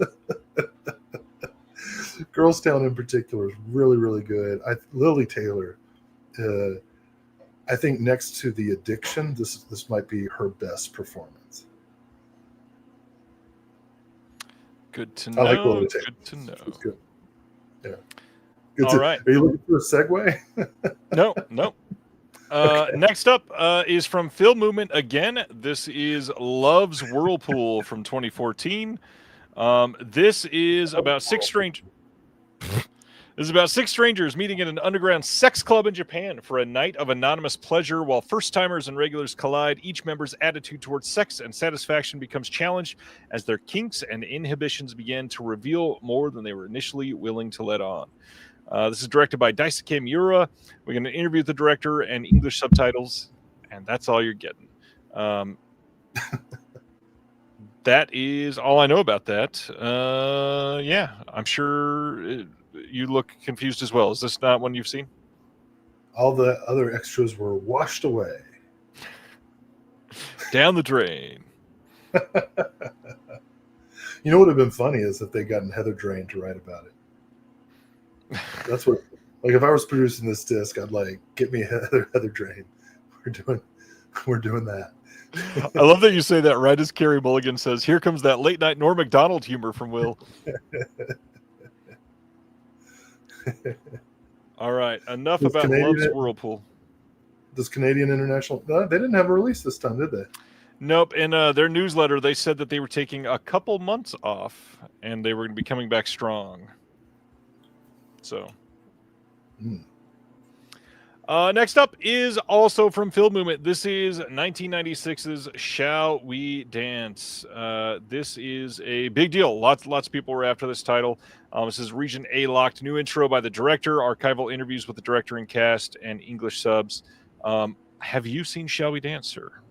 Yeah, it's good. It's infinitely touching. That's my new favorite phrase. According to the Washington Post, this movie is infinitely touching. That sounds like a category of crime. Yeah. And But that's the quote they chose to run with. Infinitely touching. Next up is from Saturn's Core, and it is 2000's Hardcore Poisoned Eyes. That sounds like the title of an Asuela Grind song. What's up, everybody? This is a new one. It's called Hardcore Poison Eyes. I love that tonight we got Beyonce and that. Let's fucking go.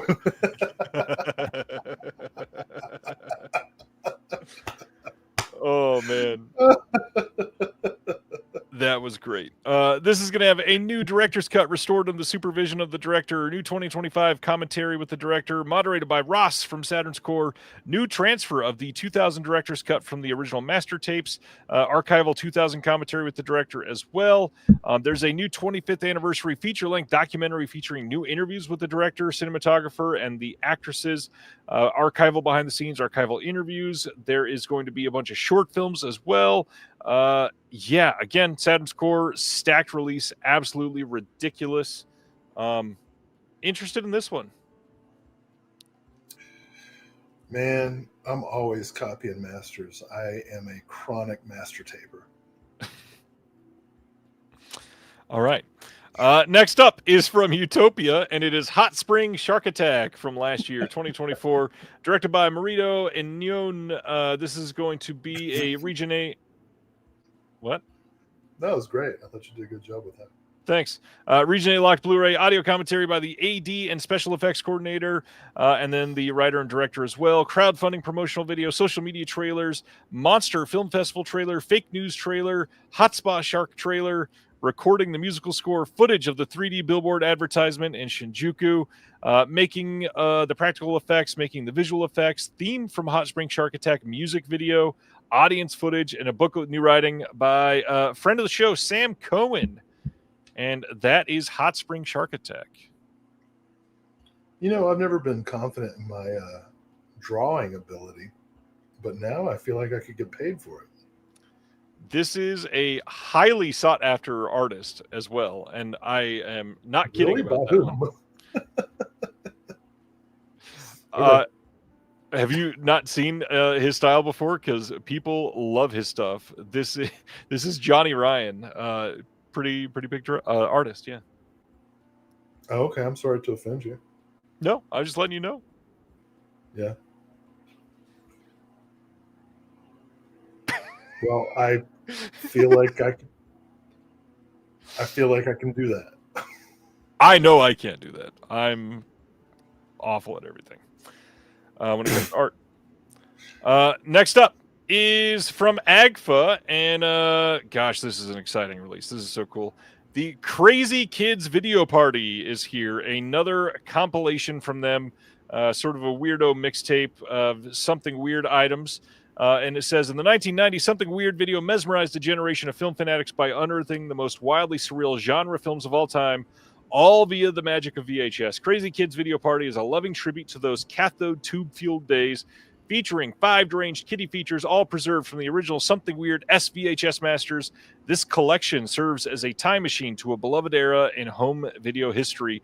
And we get The Big Bad Wolf from 1957, Fun in Balloon Land from 1965, Polly Pockets from 1960s, The Princess and the Magic Frog from 1965, and then The Kingdom of Crooked Mirrors from 1963. We are looking at some trailers and drive-in snipes that are also going to be on here as well. And then the full uninterrupted program, if you want to watch all 5 films at once, all-night slumber party mode is available. Not at once, but back-to-back. Dang.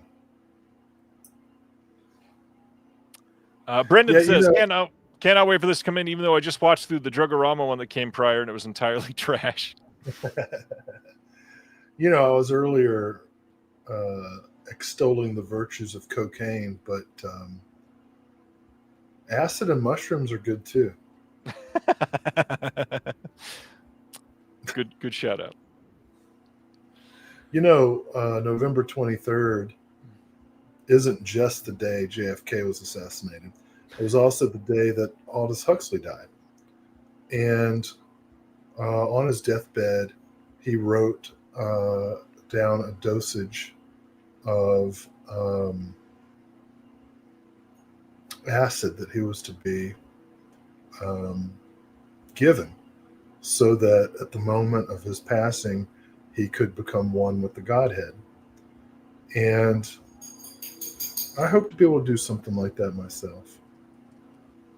Perhaps while watching Crazy Kids Video Party, all 4 features at once while being injected with a specific Tons of acid. Yeah. On that note, maybe you could be The Legend of Mexman, which is the next title. This is coming from Decanalog this month, and this is documentary-ish audio commentary with the director Josh Polun, and it is moderated by Elijah Drenner. We got some deleted scenes, selection of short films from the director as well, 2018 Slamdance Q&A, some animation tests, and then an essay by Alex Lay on here as well. Funny enough, this movie was followed up by a film produced by Christy Nome called The Recruitment of Iceman. Jeez. Mr. Whateverism wants to point out that JFK was assassinated on November 22nd. Okay, sorry, I'm high.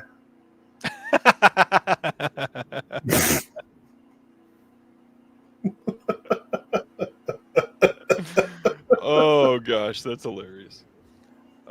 Next up is coming from Brainstorm Media. It is Marmalade from 2024. He's correct, by the way, or they're correct, by the way. Good. I made a mistake. The 23rd is meaningless. The 22nd, that's the day. This one, recently incarcerated Baron, who is played by Joe Keery from Stranger Things, strikes up a friendship with his cellmate Otis, a man with a well-versed history of prison breaks.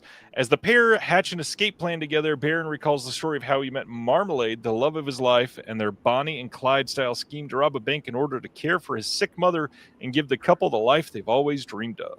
This will have an audio commentary by the director, behind-the-scenes photo gallery, costume sketch gallery, trailer, and that is it. That looks neat. Joe Keery's kind of everywhere lately, I feel like. November 23rd. My mistake. November 23rd was, of course, the Battle of Chattanooga. I see how you got those mixed up. And also the debut of Doctor Who in 1963. And then they promptly recorded over a bunch of Doctor Who masters. Next up which is funny, right? The day after JFK dies and Aldous Huxley dies, Doctor Who premieres. Who could have saved him, but he didn't. If only. Yeah. Icarus is putting out a Martin Ruminak.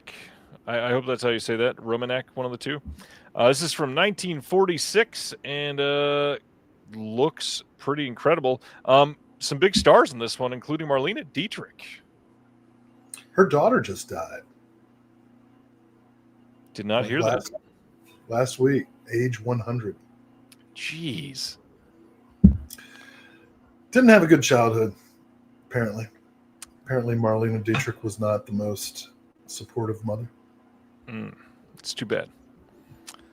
We got a booklet in this one as well with an essay by Blanding Etienne, and that's all we got. Have you seen this one? No, but I'm definitely gonna. What a cast! Icarus puts out pretty much nothing but great movies. So far. Next up, which is also artwork from Johnny Ryan.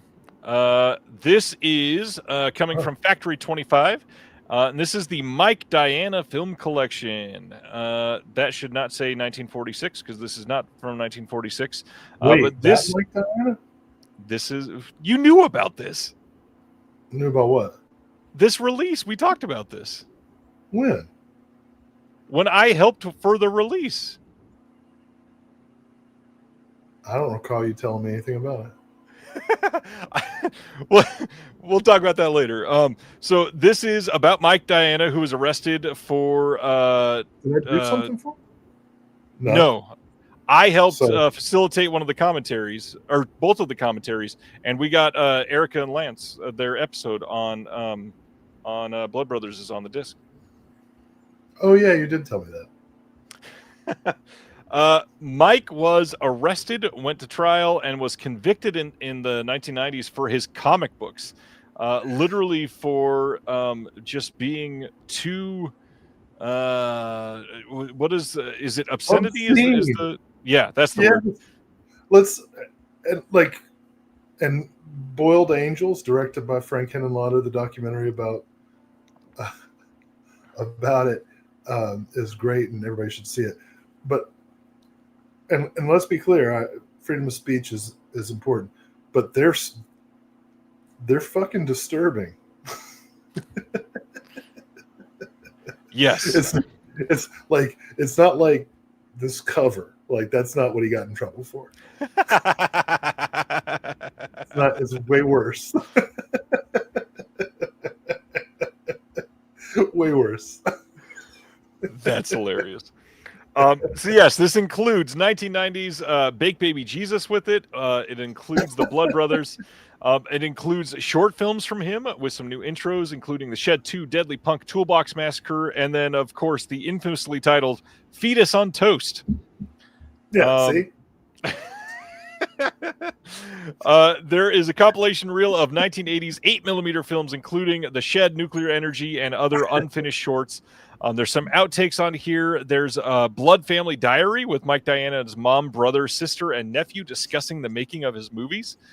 There is a discussion between Mike Diana and Dead Formats convention organizer Noel Huffman. There's a discussion between Mike Diana and Victor Bonacore. There is a discussion between Mike Diana and John Michael McCarthy. There's a visual essay by Mike Hunchback on here, friend of the show, Mike Hunchback.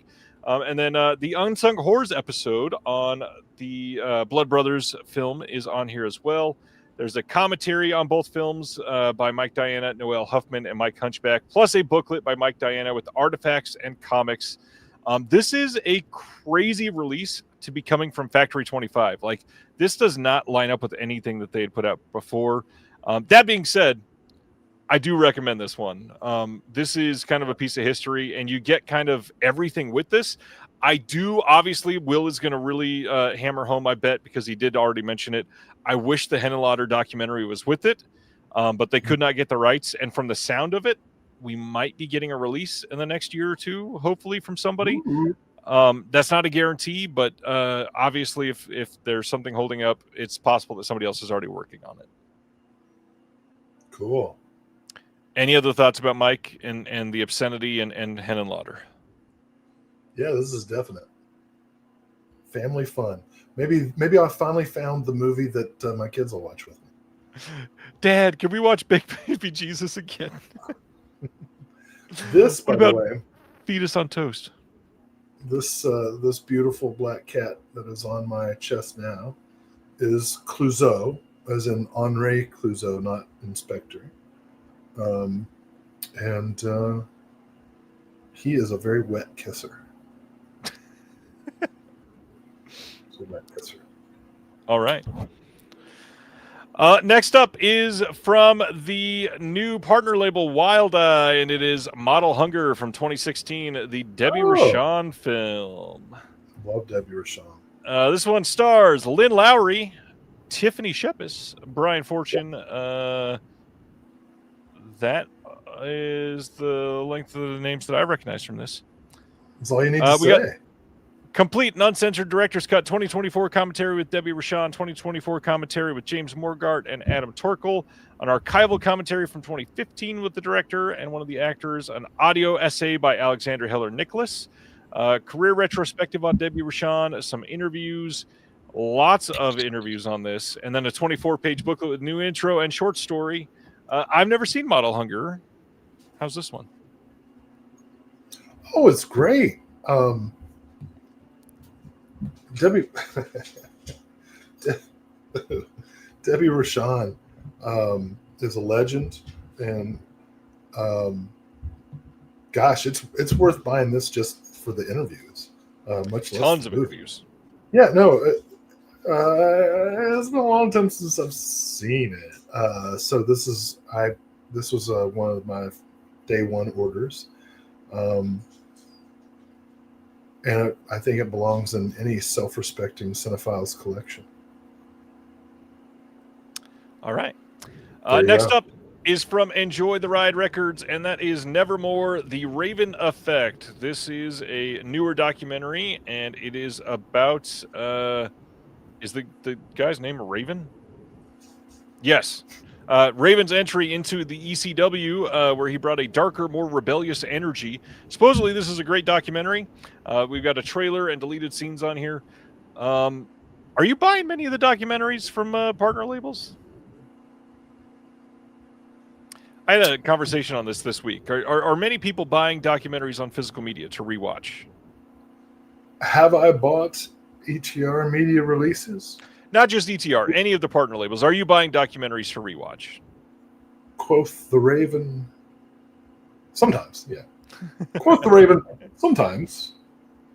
On occasion. More. What about all you watching? Are you buying documentaries on physical media to rewatch? Who? I'd love to. Everybody watching. I'd love to find out. I didn't get Pavements, I can tell you that much. Silent Mandible says, I just bought Until the Light Takes Us. All right. Next up is from Connie, and it is Pink Cut and Top Stripper from 1982 and 1983. These are a pair of Nikatsu Roman porno films. This is going to be... What was that about? It's just funny to hear you say certain phrases. Yeah. Say it again. I don't even... Nikatsu Roman porno? No, a pair of Nikatsu Roman porno. Oh, pair. Sorry. No, a pair. I know, that was a joke. Never mind. No, I just like to hear you read it. There's something in the rhythm of it and the alliteration. A pair of Nikatsu Roman porno films. Well, that you took the energy out of it. A pair of Nikatsu Roman porno films. Well, you're not going to be able to recapture it. I'll tell you this. I went to order it, and the slipcovers were gone after like 30 seconds. Yep. So there is an interview with the producer on this. There is going to be a couple of introductions, and then a booklet with an on-set photographs and new writing from Aaron Garreau, and this looks like a damn fine release. I've got the Brazilian edition. There's no outerwear.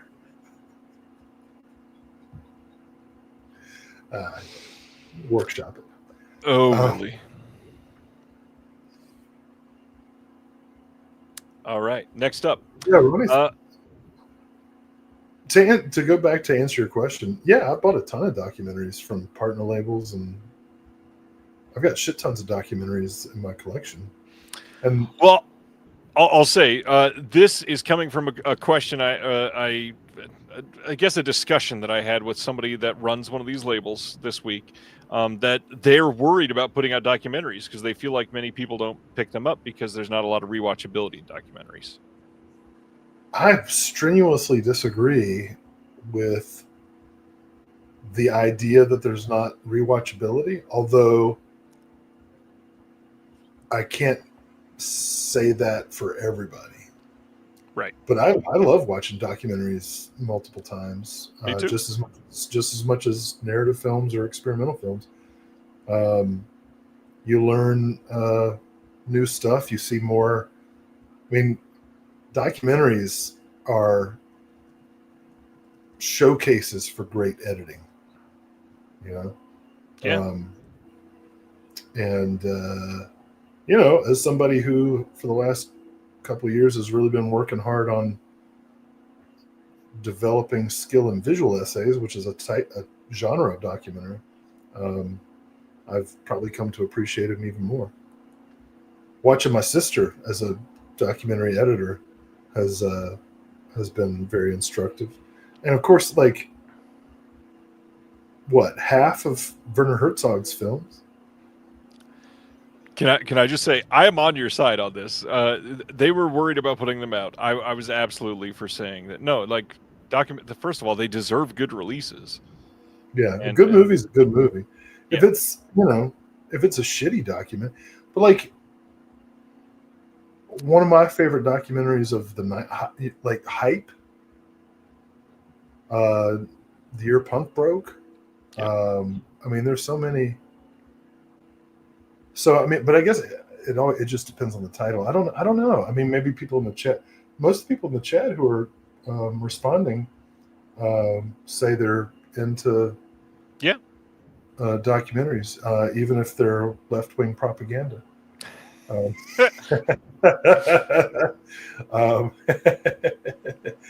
I myself am a big fan of who's that guy who had to go to jail for his Hillary Clinton documentary?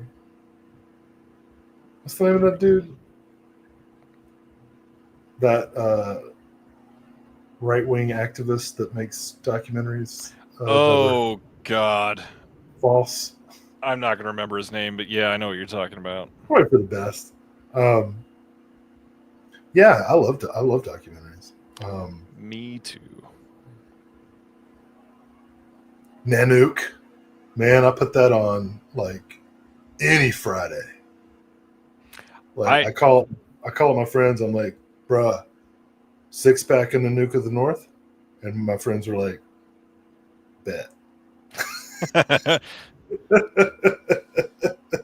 Dinesh D'Souza, that's who I was trying to think of. Yeah. I like, so if your friend is talking about putting out a Dinesh D'Souza documentary, I will not buy it. No. But if it's literally anything else, I'll check it out. God, like Hoop Dreams is one of my favorite Criterion releases. I love that fucking doc. Oh my God, that makes me sad every time because you know they're not going to make it, and then they don't. Somehow I keep open for the best, so they never make it. Like hour 5, and you're like, I think he's got it. I think he's going to break through.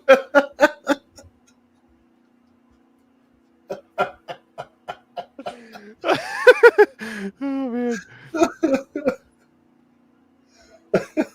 Oh, that's hilarious. All right, next up is from VHS Hitfest, and it is Psychotropic Overload from 1994. This one sounds crazy. It says a psychiatrist, a fashion photographer, and a detective find their lives intertwined in a curious case involving the disappearance of several male models. Stephen Callahan is a well-respected therapist, and he has just taken on a new client named Christian, who's an aspiring fashion photographer who suffers from a series of bizarre and violent fantasies. As the fantasies become more vivid, Stephen becomes suspicious these are more than just random thoughts. Simultaneously, foul-mouthed detective Tim Porosky is faced with a series of murders and disappearances of several male models. This is one of the most unique independent horror movies of the 90s. It is a very Hitchcockian movie and cleverly blends the video format with 8mm and 16mm film elements. We are so excited for this to get a new audience, and I think it will genuinely surprise you how well made it is, says Dan from VHS Hitfest. This is going to have an audio commentary with the director and one of the actors, audio commentary with the director that is archival, a making of doc, a critical response, fan appreciation, and a press gallery. And it sounds pretty interesting. This looks like a great movie for kids who don't read so good.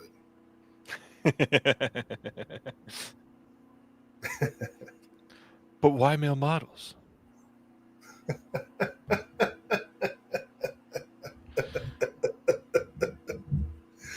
I think psycho, what's it called? Psychotropic overload. That's the pose right there. Right? Blue steel on the cover. Psychotropic overload. All right. Next up is from IFC, and it is Sightseers from 2012. Have you seen Sightseers? I've only heard everybody gushing over this since it was announced. I was very curious if you had seen it. That is such a gross word. Gushing? Yeah. I could say worse. This is directed by Ben Wheatley, who also did Kill List, and I love Kill List, so I'm very curious about this one. We get a new commentary by... It's a very moist movie. New commentary by Kim Newman and Sean Hogan. We get a commentary with Ben Wheatley and some of the actors. Commentary with Ben Wheatley and the DP Lori Rose. We've got a making of doc, outtakes, interviews with a bunch of people involved with the film as well. Book it with new writing by Heidi Honeycutt, who I've been talking to recently. So that's nice to see. Yeah, Sightseers. Wheatley, Rose, and Honeycutt.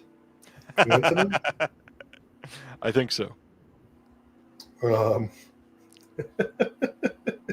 If only they'd gotten Richard Kern to do an introduction. Wow. Oh, whatever. Okay, I'll check it out. Next up is from Cartoona. It is from 2023. It is Sultana's Dream. This looks really great, actually. The art style on this is incredible. It says it's a poetic... Crazy. It was, yeah. It says it's a poetic, political, and visually dazzling celebration of feminist thought across time. And 38 people just took it out of their carts. At once a tribute to a forgotten pioneer and a rallying cry for new ways of seeing, it offers a powerful reminder. It offers a powerful reminder to imagine another world is the first step towards building it. This will have a director and writer's commentary, making of, some short films, and that is it. So, I'm not a huge fan of the Twilight franchise, but I gotta say, did you see Kristen Stewart's speech from last week, where she talked about the dearth of opportunities for women filmmakers? Oh, yes. God, that feels like that was a month ago, but yes, I did. And she was 100% right. Yeah. And took the moment of being platformed to really say something important. And I was like, there was a moment where it looked like things were starting to turn, and then poof, and I mean, there's still several high profile women directors who have kind of broken through, but the struggle is real. Yep. And a film like this, wow, how exciting. I watched the trailer. Of course, I've never heard of it because the boy media industry keeps these things hidden. But this looks great. I'm excited to see it. The boy media is a hilarious new phrase that I want to use often. No, it's a paraphrase from Jennifer's Body. I think it's boy run media. I think that is true. I'm celebrating the Kristen Stewart speech this weekend by going to see the new Robert Pattinson film. Damn, dude. Cool. That's cold, brother. Hey, at least it's directed by Lynn Ramsey. Yeah, she's cool. Next and final partner label of the month is Music Box, putting out "You Are Not Me" from 2023. Wild cover on this. This is one that looks pretty good. We had a commentary by Alexandra Heller Nicholas. That's like the 19th time I've said her name tonight. We got some interviews. We've got a deleted scene, 9 Steps award-winning short film. We've got 1111 short film, image gallery. Have not seen this one, but this looks good. Every time I hear Music Box, like somebody say the name of this label, I can't help but think of there was this movie in the 70s called Chatterbox. Have you heard of this? Heard of the film, yeah. And it's about a woman with a talking vagina. So I'm guessing you haven't seen Chatterbox. Nope, not at all. I think it's on Amazon Prime or something. So every time I hear a Music Box release, I can't help but think of Chatterbox and Music Box being like. Anyway, what is this movie? It's about a pig. It says, Aitana returns home for the first time in 3 years, excited to introduce her wife and their adopted infant son to her extended family and celebrate Christmas together. Oh, dude. Sorry, go ahead. The family villa in the Spanish countryside is exactly as she remembers, except for the addition of Nadia, a Romanian refugee who has claimed Aitana's bedroom, her clothes, and her family heirlooms. Why have Aitana's conservative parents, long suspicious of immigrants, embraced the mysterious Nadia with such uncharacteristic warmth? Is Nadia a shrewd usurper or an unwitting vessel for darker forces spreading across the land? A twisty thriller that locates the uncanny in the reflexive cordiality of the holiday season. You Are Not Me is a dark and disturbing dispatch from the most irrational realm, family.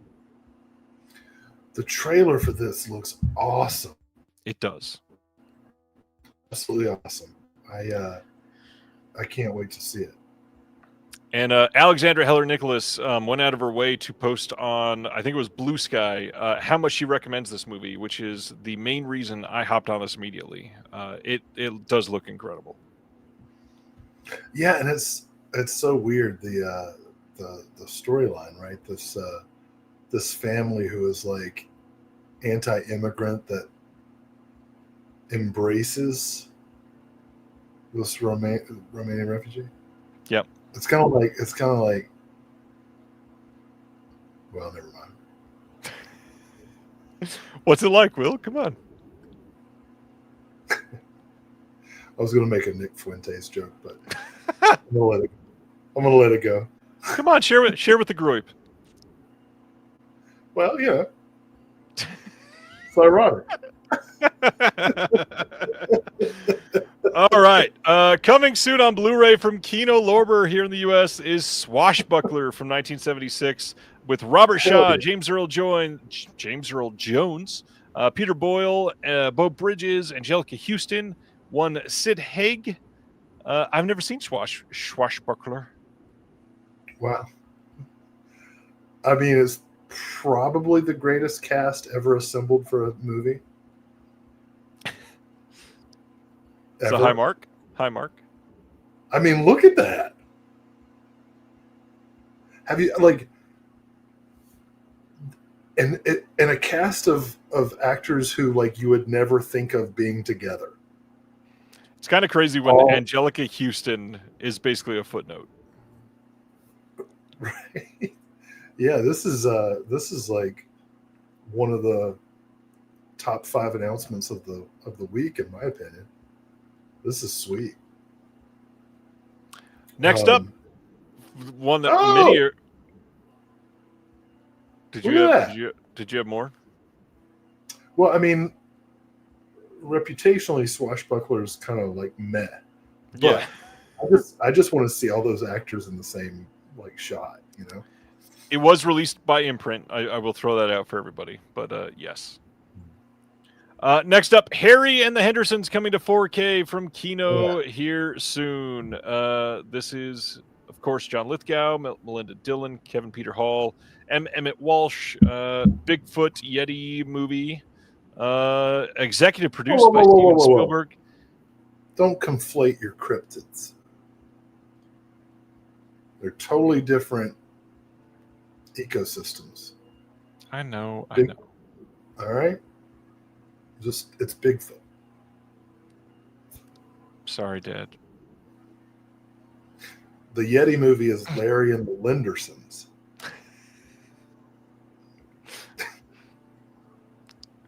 Wow. I've not seen this movie probably since the 90s. I need to see this again. It's so sad. Watching John Lithgow act in this movie is one of the funnest things I've ever done. I love him so much. Just like, spoiler alert, they can't keep him. And Not the Bigfoot, Lithgow. and watching Lithgow like be heartbroken over it, it's so amazing. Like, I generally don't like actors, but when I see someone totally sell that moment, hats off. John Lithgow, you're amazing. Actually, the entire cast is amazing. To be able to like do this straight faced, it's amazing. It's totally awesome. Ronnie's like, you spoiled Hoop Dreams and Harry and the Hendersons. Can we get a sequel to this called Harry and the Hoop Dreams? And it's secretly a Teen Wolf trilogy film too. Wait, what? There was a.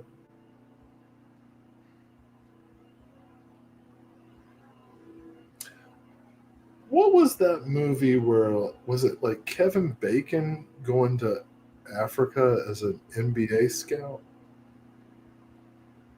Is that a movie? Am I making that up? Was it Kevin Bacon? If it's not being made up, somebody should make that now. The Air Up There? What's that? Is that a movie? I mean, that sounds familiar. The Air Up There. Kevin Bacon. Kevin Bacon, a basketball coach, travels to Africa to recruit a new star. Goes to Kenya. Yeah. Paul Glazer. Wow. Nikki's dad. Is it really? I don't know. That was quite relevant. She's hosting Saturday Night Live tomorrow. Is she really? Saturday, yeah. What'd you say originally? Tomorrow? It's about to be Friday. That's why I was saying that. Friday. All right, so that's Harry and the Hendersons. Harry and the Hendersons in 4K. Are you kidding me? I'm still waiting on Tears of the Black Tiger on Blu-ray, and we get Harry and the Hendersons in 4K. That's amazing. According to Wikipedia, no relation. I did not think there was. All right. Next up, the big question that everybody had for a couple weeks and all kinds of other people on the internet made answers for is exactly the way that I said was going to happen. Groove has announced that they are the new official home of Shout Studios titles. Gloating? No, not gloating. Telling other people to shut up until you find the answer out. Yeah, literally. Wow. Somebody has gotten.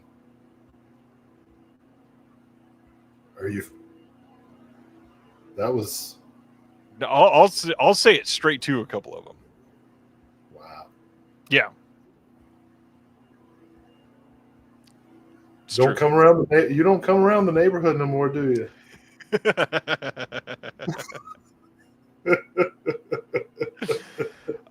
For the record, these are not going to be exclusive to Groove. They are still going to be carried on Amazon and Diabolic and Orbit and Atomic and Brother Belial and Odyssey Movies and everywhere else that you buy all of your films from. They are, at the moment at least, not carrying any of the posters and pins and lobby cards and all those stuff that you come to love and pack away and never look at again. There is a highlighted hub section on their homepage, so you can go check out everything that's all Shout Factory. That being said, there's still some people worried because their announcements for this month kind of light on titles. We'll talk about those in just a moment. And at least one of their upcoming titles has leaked. We will talk about that as well. That is not in the list of announcements. But yeah, Groove carrying Shout. One of the big things is free shipping. You don't have to worry about $8 shipping anymore. Everything here is free. As far as shipping, Do you still get super long boxes to accommodate the tiny posters? Well, like I just said, they're not carrying any posters at the moment. We don't know if they will yet. Oh, did you literally just say that? I just literally did. Yes. Okay. Sorry, dude. Somebody emailed Groove and asked if they were going to be carrying the posters, and they said they were working on figuring that out. So it will probably happen. I love that you just admitted that, and then you're laughing at yourself. I mean, I usually pay attention to you, but I was reading Nikki Glazer's biography.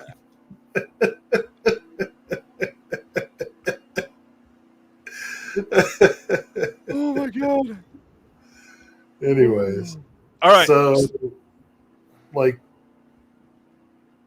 boil it down. Why should a person like me care about this? I mean, probably you won't. The big thing is at first, this is a change, obviously. Shout Factory has been owned for multiple years at this point by a venture capital firm. And the big question recently is what was happening with them, because this same firm bought FilmRise, and they're all under this new branding of Radial Entertainment. And suddenly, suddenly they brought this liquidation sale, is what everybody was calling it. But Shout never said that. They called it a liquidation sale because the prices on their website were crazy. There was movies as low as $1.99 that were previously like $30+. So were those DVD? No, like Jill Rips was like $1.99 or $2.99. Are you effing kidding me? Because I paid like $34.99 for that. Yes, sir. Because I brought that title up specifically because I knew you bought it for Dolph. You wanted to upset me. A little bit. Yes. So yeah, people were speculating because of that Shout Factory is on their way out. That they were going to shut down. Everything was burning to the ground. They were out of physical media. And as it turns out, they just needed a new home. Shout Factory is not going to be handling it, shipping from their warehouse anymore. It's all going to be done by Groove, which is owned by Universal, which is all distributed by SDS, which means essentially there's no more middleman. It'll just come straight from the distributor. That being said, it is possible, and I'm not saying that this is happening or isn't happening, but it is possible that this is just like a middle point, and they will shut down in 12 months or something like that. It is possible that this is a step towards we need to get rid of as many employees as we can and eventually just cut out all of physical media. It is possible that now they will focus on physical media more because they don't have to focus on warehouse space, and they can just allow people to do that and not do posters and art cards and all that other stuff. The other thing is it is possible that they stop licensing titles and they just put out titles that they already own the rights to. So they have lots of stuff. There are lots of titles that they've got licensed that they own already that they can release that have not had a good release. So there's still a lot of potential here. So you're saying there's a chance? Lots of chances. Yes. The other thing, which is not really a part of this, but I do want to point it out right now because Vance just commented it in the chat. It appears that the Criterion sale at Barnes & Noble is likely started or about to be starting. This was soft confirmed to be happening tomorrow, so I'm glad to see that happening. As soon as I get a link, I will post the sale for everybody as well. But yeah, you should be able to check out barnesandnoble.com and live in stores over the next month. We talked about this title recently, literally just 2 weeks ago, because Justin was on the show. But Bringing Out the Dead from Paramount is getting a standard 4K release on January 13th. This title has been going for like $80+ on eBay, so do not pay that. Just get this coming out in January. My cat is attacking my power cord. That may be why none of my power cords work. I would assume so. Who's out? So excited.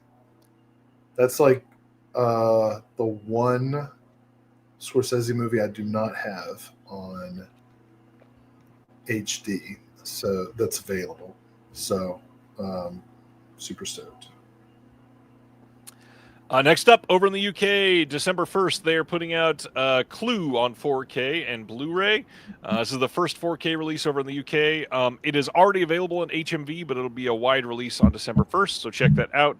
It's got some of those archival extras on there. There isn't the extra where you can just choose it to do a random ending, but you can choose to see all of the endings, just so you know. All right, let's get into those shout titles. First, January 20th, they are putting out a 4K steelbook of End of Watch from 2012. This is the David Ayer film starring Jake Gyllenhaal and Michael Pena. There is an audio commentary on here with the director and some deleted scenes and some featurettes, but nothing new. This is all archival extras. I actually really enjoy End of Watch. I think this is the David Ayer film I like a lot. Have you seen this one? Jake Gyllenhaal. That's my Flash Gordon version of his name. No, I've not seen it. Is it good? It's quite good. It's a found footage movie, actually. Really? Yeah. It's pretty well made about LAPD. Some of it is a little bit fantastical, not super rooted in what would actually happen, but like the cop training is pretty good. The only thing I will say, because of the way this was shot, this likely will not look any better than the Blu-ray did. Just a heads up to everybody. This is probably not going to be like a Shining Star disc or anything like that. I feel like nobody calls Jake Gyllenhaal a Nepo baby.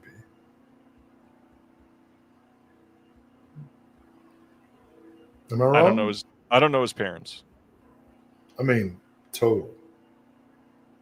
And you know who else is? Maggie Gyllenhaal. I've heard that. Yeah, both Nepo babies.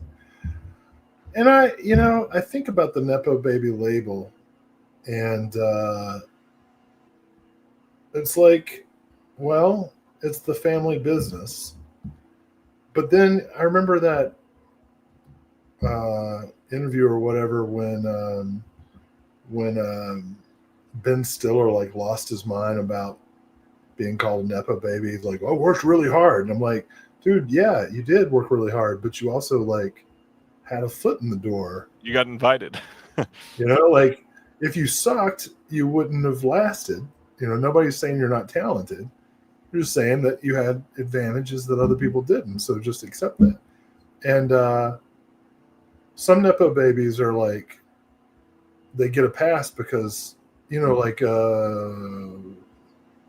what's the Ethan Hawke's and Maya Hawke? Yeah, right. Like she's upfront about it and everybody's cool. And then the people who act like they did, who are like, "Oh, I did it all on my own," they get the shit. But like nobody even points out the Gyllenhaals. Like their dad's a director, their mom's a screenwriter. I'm not saying it's a bad thing or anything. You don't choose your parents. Right. I just think it's interesting. Like some people get hit with the Nepo baby label, and some people don't, and I wonder why that is. It's a good question. Anyway, watch a actor pretend like he's a cop. Okay. That being said, because it's Jake Gyllenhaal, this is what I was going to bring up. One of the Shout Factory leaks, Barnes & Noble posted a listing for an upcoming 4K steelbook of Nightcrawler from 2014, also starring Jake Gyllenhaal. Adore that movie, and I think it's one of the best of the 2010s. And can't wait to see what they do with that, because that movie deserves a whole lot of love. I hope they actually put new extras on it, because, God, it really is deserving. You know that movie Jarhead? where Yes. it starts out with Jake Gyllenhaal whacking off. Yeah. Yeah. It must have been weird to be his parents, like, watching that movie. It's also funny because we just announced that on 4K recently too. Being like, wow, Jake, great acting.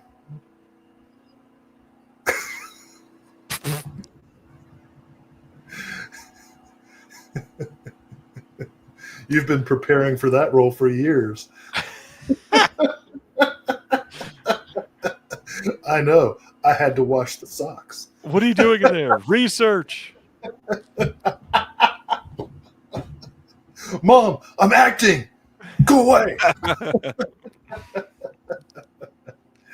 What a weird facet of life that is. You know, we talk about the dignity of human life, and like everybody at some point like tries to find time of the day to like tug on their crotch. It's so weird. Life is weird. It's so weird. Like we're on a space rock. Do you ever you know that John LaJoie guy? He's got this great song about it, about whacking off. Anyway, what's the next movie? Will. Let's go to the next one, which is John Woo's Bullet in the Head from 1990.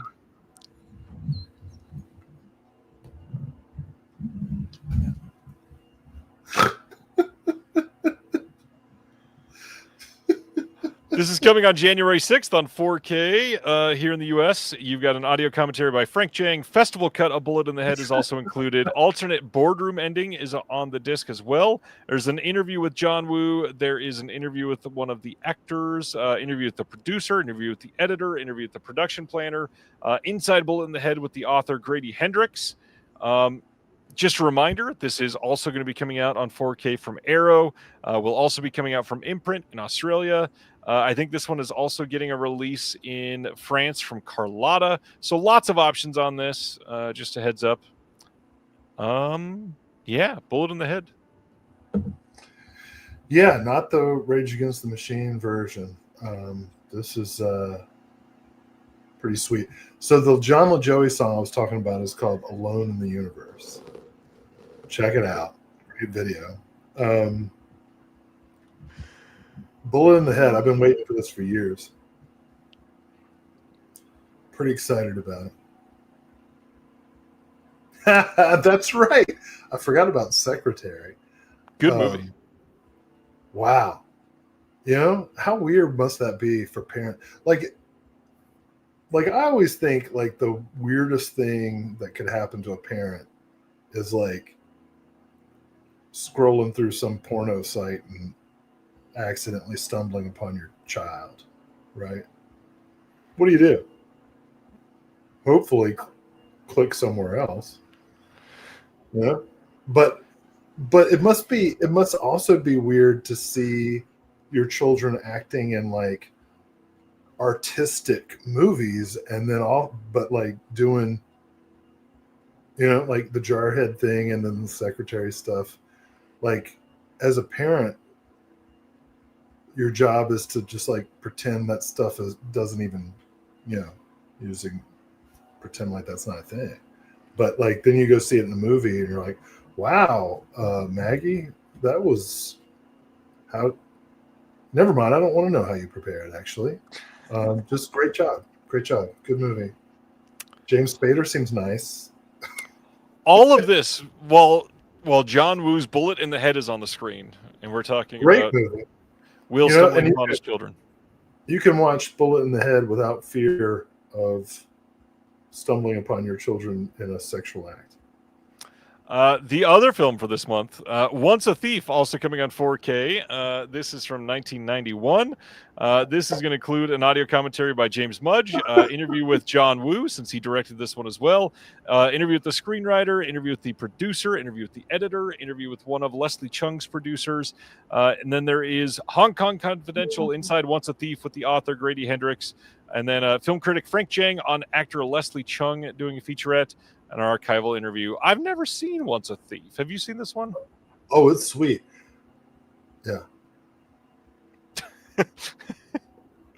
All right. I'm trying like, what do you prefer? Me last month or me now? That Jimmy Eat World song would be nice right about now.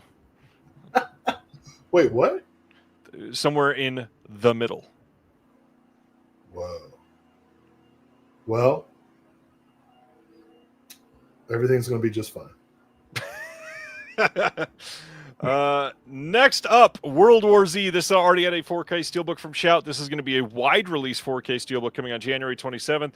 Nothing new. Check it out. Next one, Summer Wars. We've already talked about it on the show multiple times. January 27th in a wide release 4K steelbook. This was an Amazon exclusive release. Now it will be everywhere on January 27th. And crazy enough, wrap this up, aren't you? no, just for these things, they were exclusive and now they're not. They're nothing special. Wow. But that's it from Shout Victory. To someone, they might be. Yes, it's someone's favorite steelbook. I get the joke. I'm just saying, like, who's this for? Like, what are we doing this for, Ryan? Are we doing this for ourselves, or are we doing this for the people? I do this for you. You asked me to. I don't even want to be here. Oh, we know.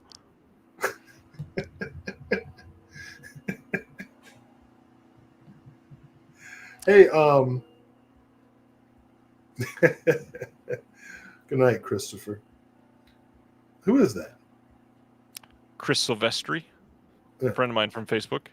He's the guy that runs Legends, the physical media store in Granby, Massachusetts. Everybody go check it out when you're near Granby, Massachusetts. Oh, that's who that is. Hey, dude. All right. Good night. Keep doing the Lord's work. What was I going to say, though? I don't know. What you were going to say is, I really wish that someday they were able to release a 4K of The Emperor's New Groove. And guess what? It's coming on December 9th from Disney. No new extras. In fact, no extras on the disc whatsoever.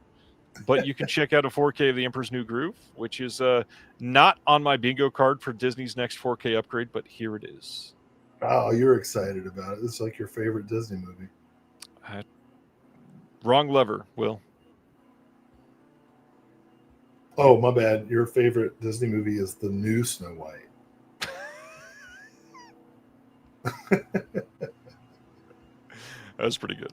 I haven't seen it, but I did see the new, the Honest Trailers series on YouTube. I've heard of it, yeah.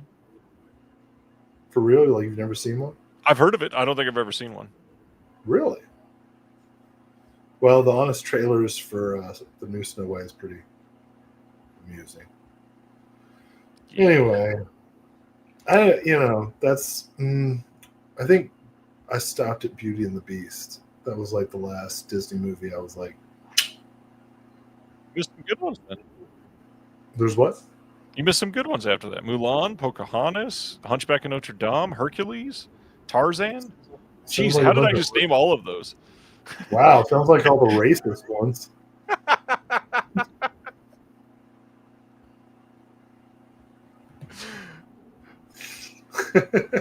I felt like I just had a list ready for that. That was rough. Yeah, you're ready to go. It's like, was Lion King after Beauty and the Beast?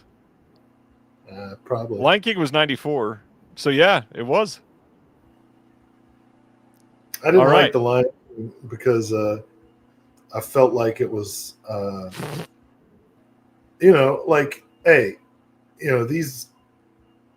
these Gen Zers act like they're the first people to put a bumper sticker on their car about Palestine. My generation had Free Palestine bumper stickers that actually accomplished nothing years and years ago. And when The Lion King came out, I was like, these hyenas are clearly Palestine. I'm not down with it. So there's my political statement. All right. Well, look at this photograph. Wait, no, you know what I'm talking about, right? Like, I just do. want to make sure I'm not like shouting into the void. That The void is here and listening. Yes. Hyenas are clearly a metaphor. And you're going to make me talk about this with the Nickelback documentary? Well, speaking about documentaries that people want to buy, yeah, Silent Mandible's got my back. Scar is a revolutionary.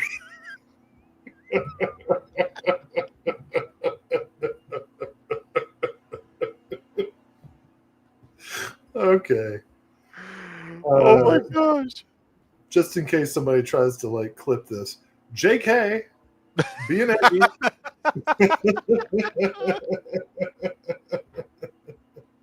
Moving on.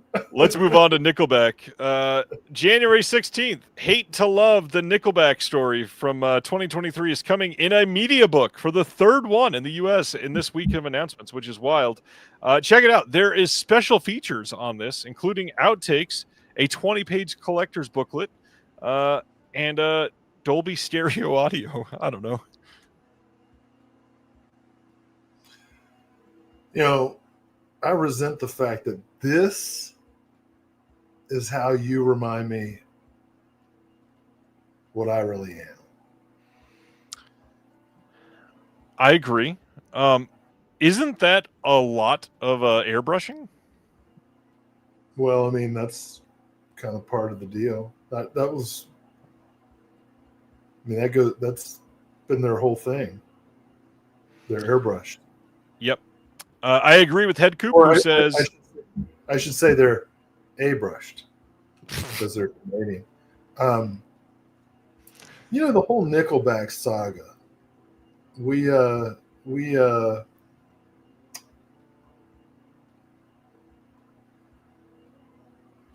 hold up Nickelback as the most execrable example of 90s alt rock. But first of all, they're not even close to the worst. And second of all, they were designed to be bad.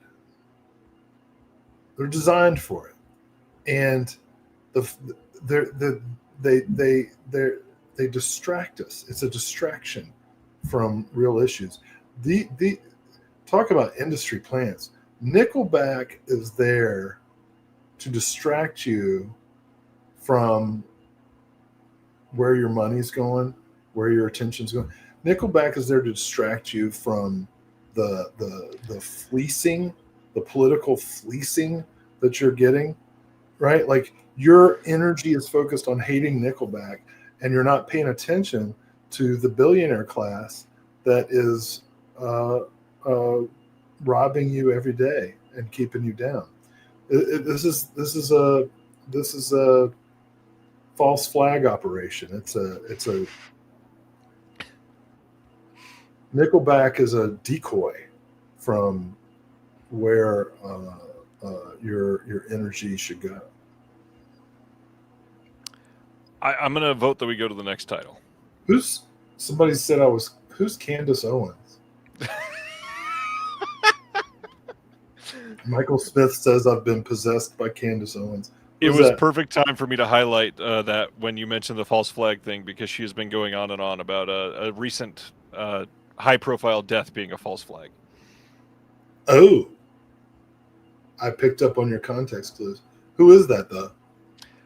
She was a right-wing political commentator who's...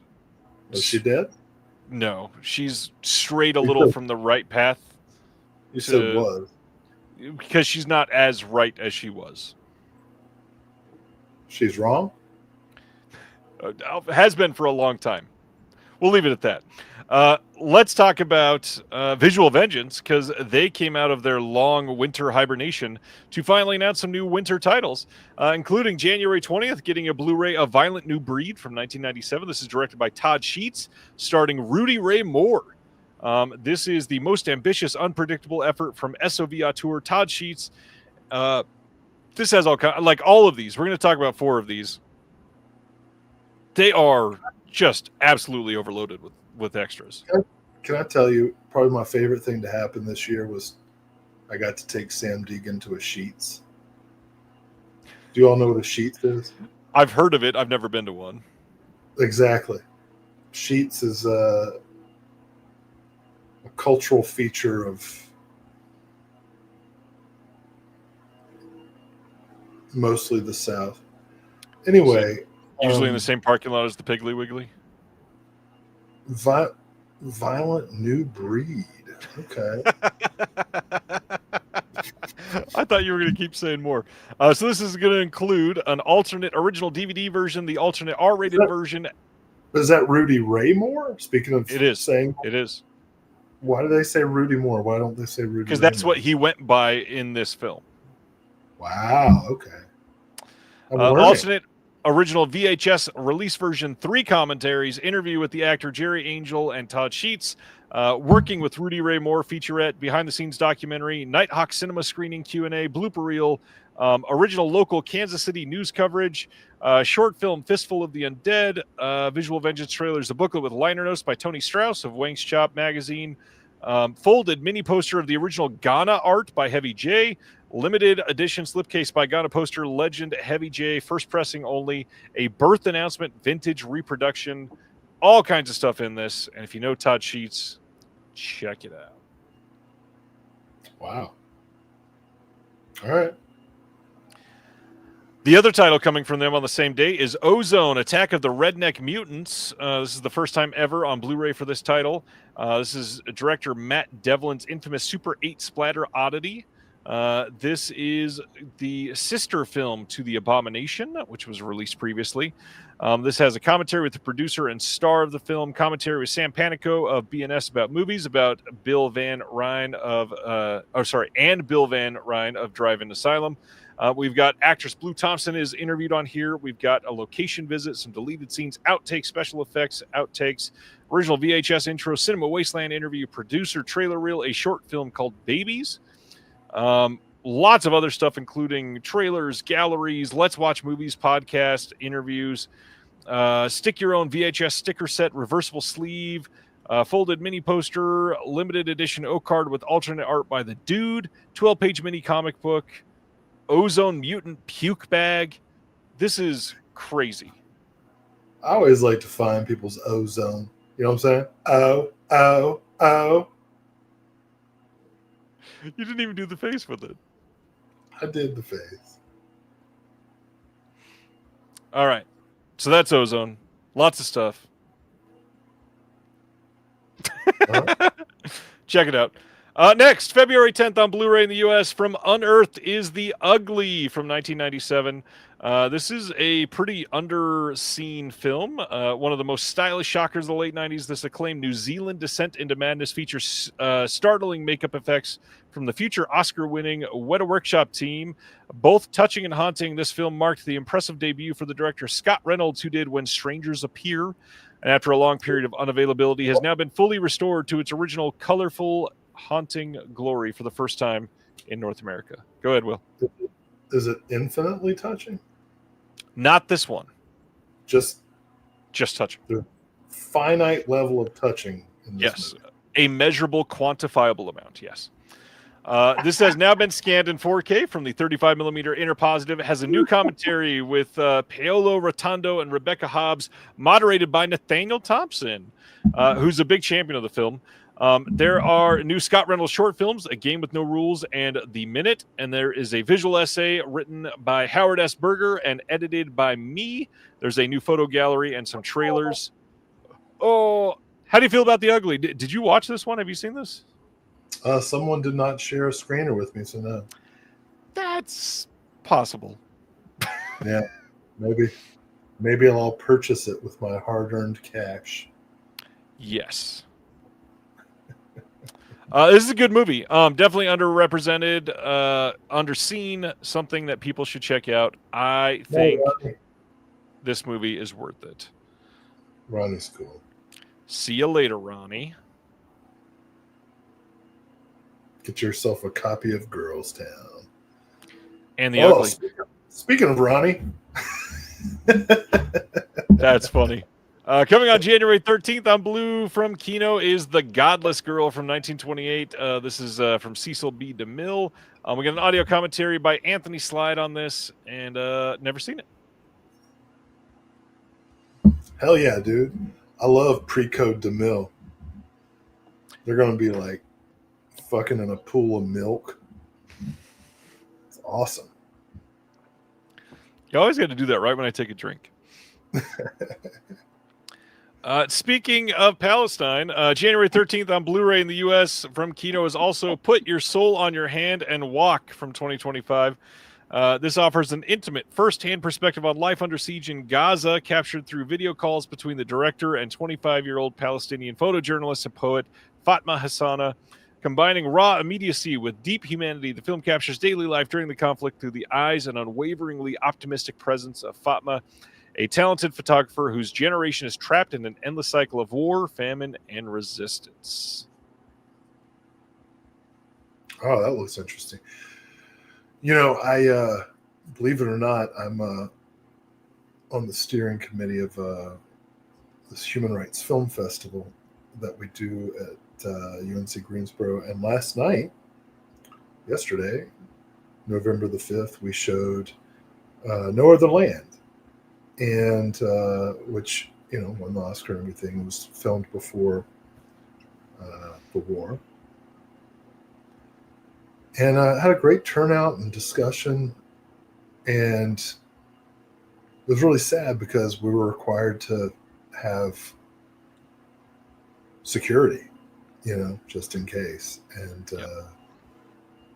I was really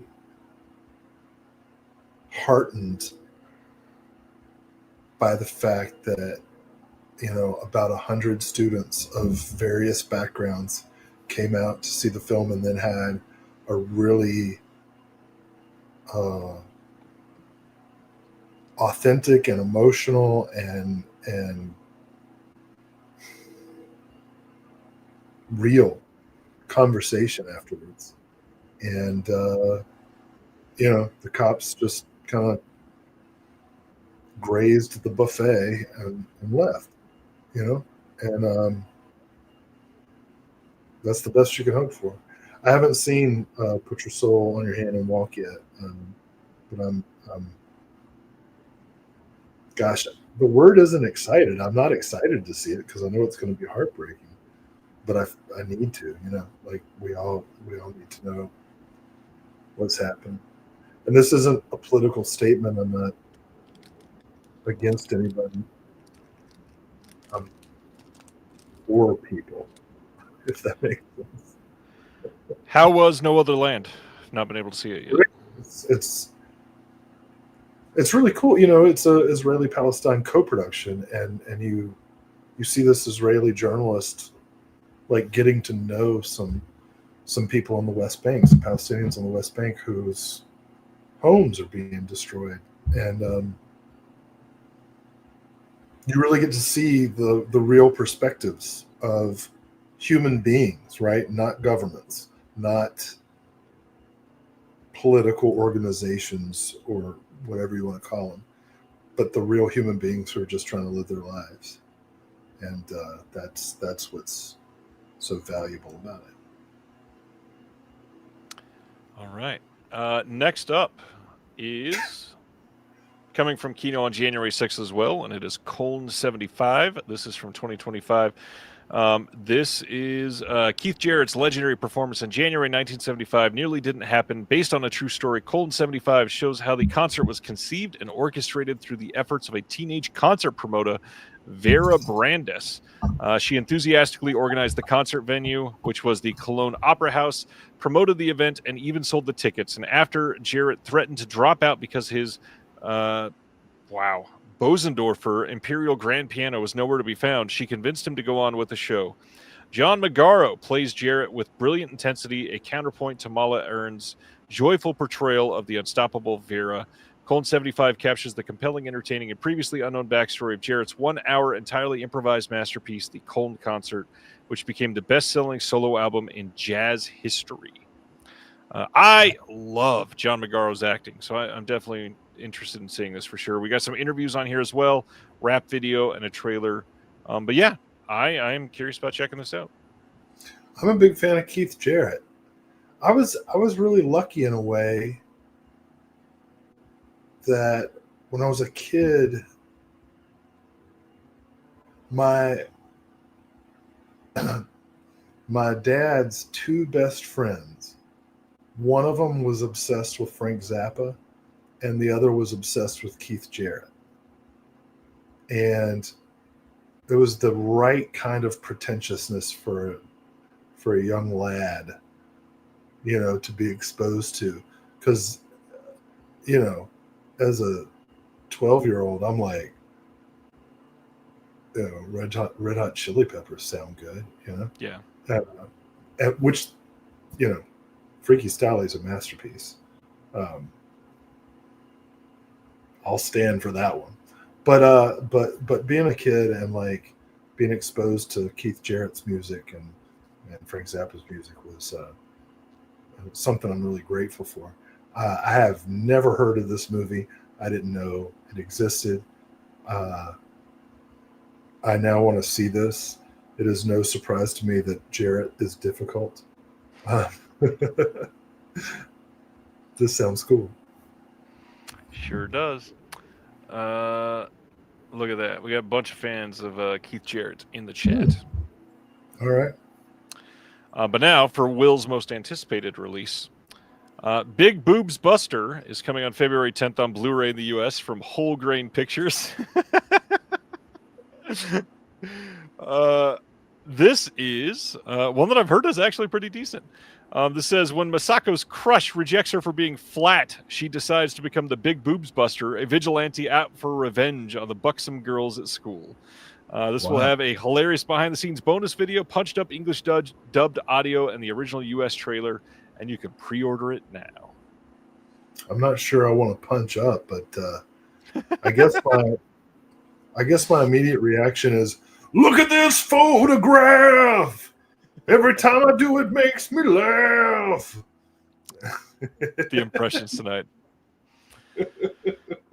Criterion has revealed their UK releases for January. The UK is getting January 12th, Deadman 4K, January 19th, Yee Yee 4K, January 26th, Captain Blood 4K, and The Dead 4K.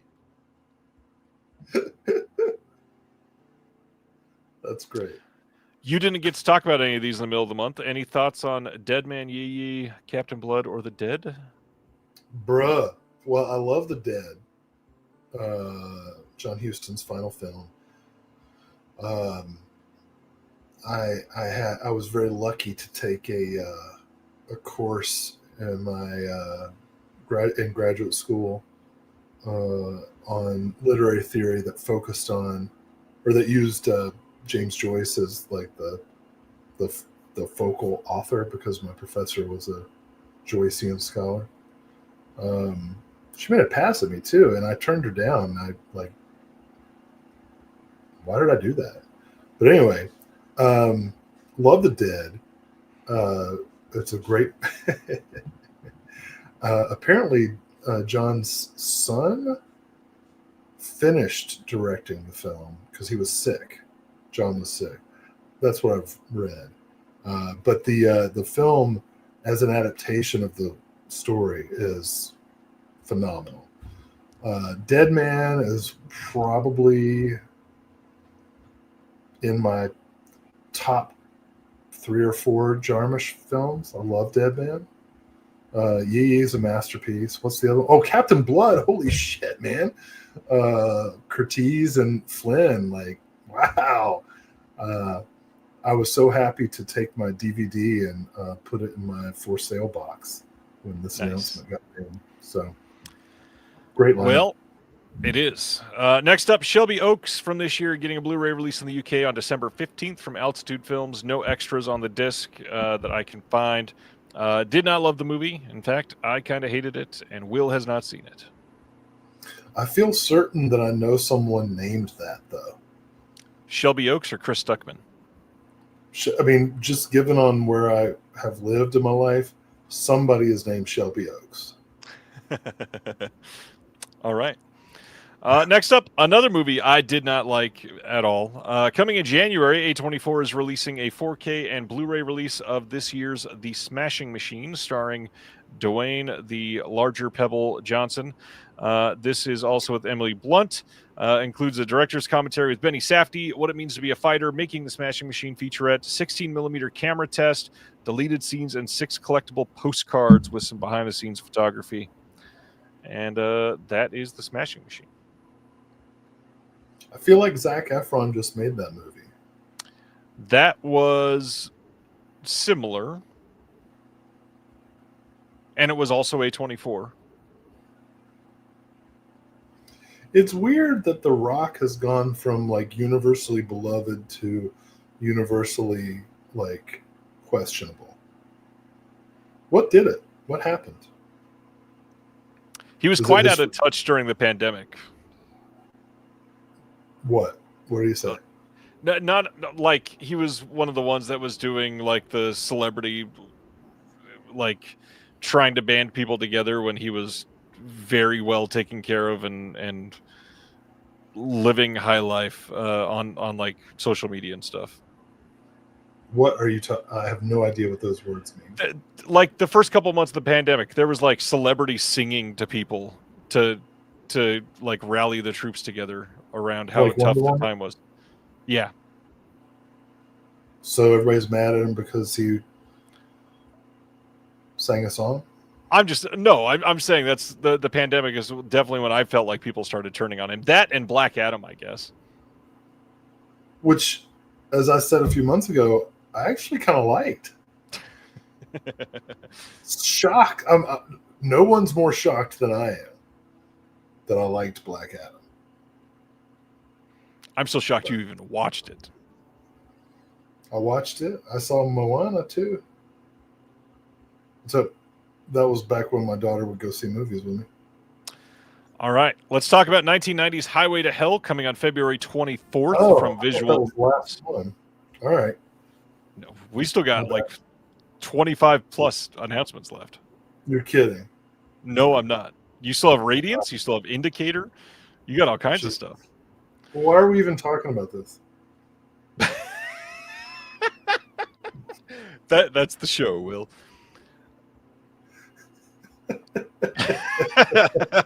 We got a commentary with the director Brett McCormick. We've got actor Richard Harrison is interviewed. Blue Thompson is interviewed. Screenwriter Gary Kennemer is interviewed. We've got a couple other interviews. We got the bonus movie Redneck County Fever from 1992, directed by Richard Kennemer. Some commentaries, some more interviews, a stick your own VHS sticker set, reversible sleeve, folded Redneck County Fever mini poster, and then you even get a original poster art slipcover on the first pressing. Check it out. Will is going to the bathroom. Next up from Visual Vengeance is Date with the Vampire from 2000. This is produced during the booming heyday of the SOV era, captures a unique moment when softcore erotica and horror overlapped on the shelves of late 1990s and early 2000s video stores. This one is going to be region-free. You got a commentary with the director, a whole bunch of interviews, bonus film Blood Craving from 2002, and that has a bunch of extras on it as well. There's a trailer reel. You've got a folded mini poster. You've got a reversible sleeve. And then, of course, limited edition O-card. This one with art by the one and only Rick Melton, who is famous for doing all kinds of nude media book covers over in Germany. He does not do a bunch of U.S. releases, and you can probably see why based on his art style. Check out Date with the Vampire. Next is She Shoots Straight. Hard to say. Fun to watch. February 24th, Blu-ray here in the U.S. from 88 Films. This was already released by 88 Films over in the U.K., but now it is coming here with much better cover art, I will say. No new extras. It looks like the exact same disc of this that was released previously by 88 Films, but now you can pick it up here in the U.S. on a Region A disc. Check it out then, February 24th. On the same day, 88 Films is releasing Duel to the Death here in the U.S. This is from 1983. This one was released previously in the U.K. by Eureka. I love the original poster art on this. Glad they're using it. This one is going to have new subs. This one is also going to have an audio commentary by Frank Jang, an archival interview with the actor Norman Chu-Soo Kang, and then another archival interview here as well. Not much else, but this is a must-purchase, in my opinion. Great movie. Have not seen it in a long time, but I remember loving this one.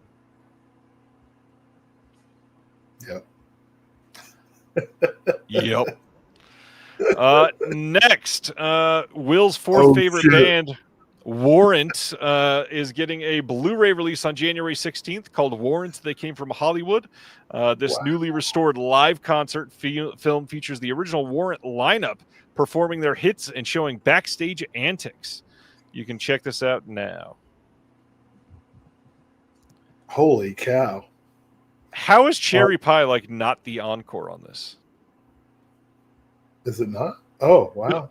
Yeah, I don't know. Warrant's not very good. No, you know, like out of that hair metal genre, like hands down, the best band is Cinderella, who are not really a hair metal band. They were just kind of marketed that way. They're a blues-soaked rock and roll band. But like out of the actual hair metal stuff, Dokken, Rat, I mean those were really Skid good Row. bands. Yeah, Skid Row's okay, but like Dokken and Rat were like awesome. Warrant is as a pop band, you know. Agreed. This is not very good. This is worthless. We've already spent too much time on them. Next up, December 15th in the UK, December 16th in the US, 88 Films is releasing Saga of the Phoenix from 1989. The Holy Maiden of Hell, Ashura, possesses immense power that can destroy humanity. Buddhist monks trap her in a deep cave to keep her from falling into evil hands. Kind-hearted Abbot Jiku grants her wish to enjoy the human world for 7 days. This will have a limited edition rigid slipcase with new art by Sean Longmore. You got a 40-page perfect bound book. You got a premium art card, new 2K restoration from the OCN, audio commentary by Frank Jang and FJ DeSanto, an alternate Japanese footage, and an image gallery. This is one that's supposed to be pretty good. I've never seen this one. Awesome. Excited for it. Yeah. Here we go for Radiance. These are all going to be looking pretty great. First, February 23rd in the UK, February 24th here in the US on Blu-ray is the Japanese Godfather trilogy. These are from 1977 and 1978. These are going to include HD digital transfers of each film on 3 discs on Blu-ray for the first time ever for any of them. You've got a newly filmed appreciation by a filmmaker, new interview with the scriptwriter on here, new English subtitle translations, reversible sleeves, and a booklet with new writing by Akiko Ito and Tom Mess. And I've never seen any of these, and it feels like most people have not. Have you seen these? No, this is I yearn for this. Yeah. This is new for me. Can't wait for this one. Next up is one that I feel like you probably have seen. I hope that's true. Very excited for this. Tell me why. Well, most people, I will assume, know Michael Kakayanis for Zorba the Greek. Right? Yep. But Iphigenia is an absolute masterpiece. A rendering of the Agamemnon story. It's, you know, you want to tell a Greek story, get a Greek director, for God's sake. For once. And I say that as a fan of the director's cut of Troy.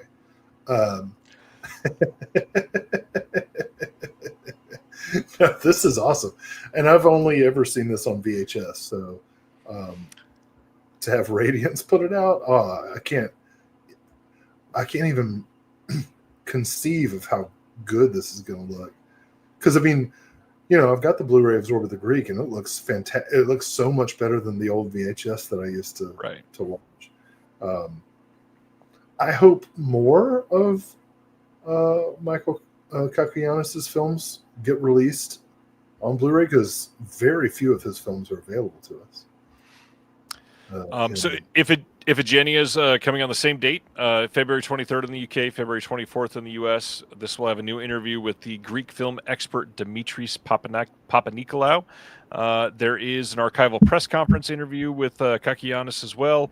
Another archival interview from 77, and then limited edition booklet with new writing by Vrassadis Karalis. And this looks like one that I pretty much have to see. Michael Kakianis is my second favorite Greek director after Nick Papadopoulos. So this is a real win.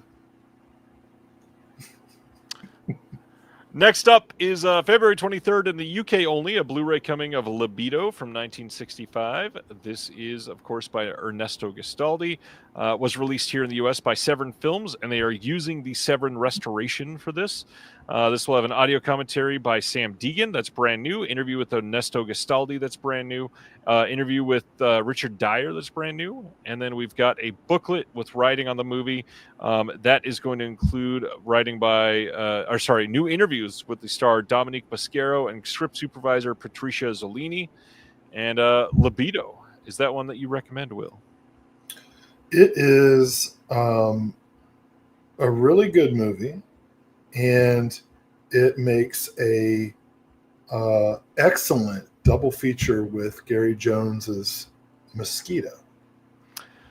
I always get Libido confused with a couple other gialli that came out around that same time. So, this is probably the gialli that Radiance was alluding to that was coming this year. So nice to see that getting announced quickly so people don't have to speculate for too long. I'm excited to get this so that next time I'm on the show, when you ask me for my pickups, I can hold up my copy of Mosquito and my copy of Libido. And I can say, this is my Mosquito and my Libido. All right. And you can say, thank you for entertaining us. Amazing. Well, one thing that is for sure to entertain. Let's talk about... You're denying me. I'm being denied. I am a little bit. This is a denial. Let's talk about the 4K release of The Stuntman. This is coming from the transmission line from Radiance as a 4K disc. This was previously released in the US by Severin. This is a brand new 4K restoration from the OCN by Radiance, presented with Dolby Vision. This is going to have the legendary feature-length doc directed by the director Rush, the sinister saga of making of the Stuntman. This is from 2001. New commentary with Christina Newland and Monica Castillo. Some archival interviews. You got a new interview with Chuck Bale, the Stuntman and actor. Bunch of archival interviews coming. Q&A with the director, with Steve Railsback and Barbara Hershey from a screening at the New Beverly. And then you got a pull-out poster and 6 lobby card postcards. Limited edition 40-page book with new writing from Adam Naiman and Brandon Strusnig, and an archival interview with Kenneth Turin and Richard Rush. Stuntman is a fun movie. This looks pretty great. Oh, yeah. Way better than... what's that other one? Silent Mandible says I'm becoming more unhinged. I don't use Hinge. What's the difference between Hinge and like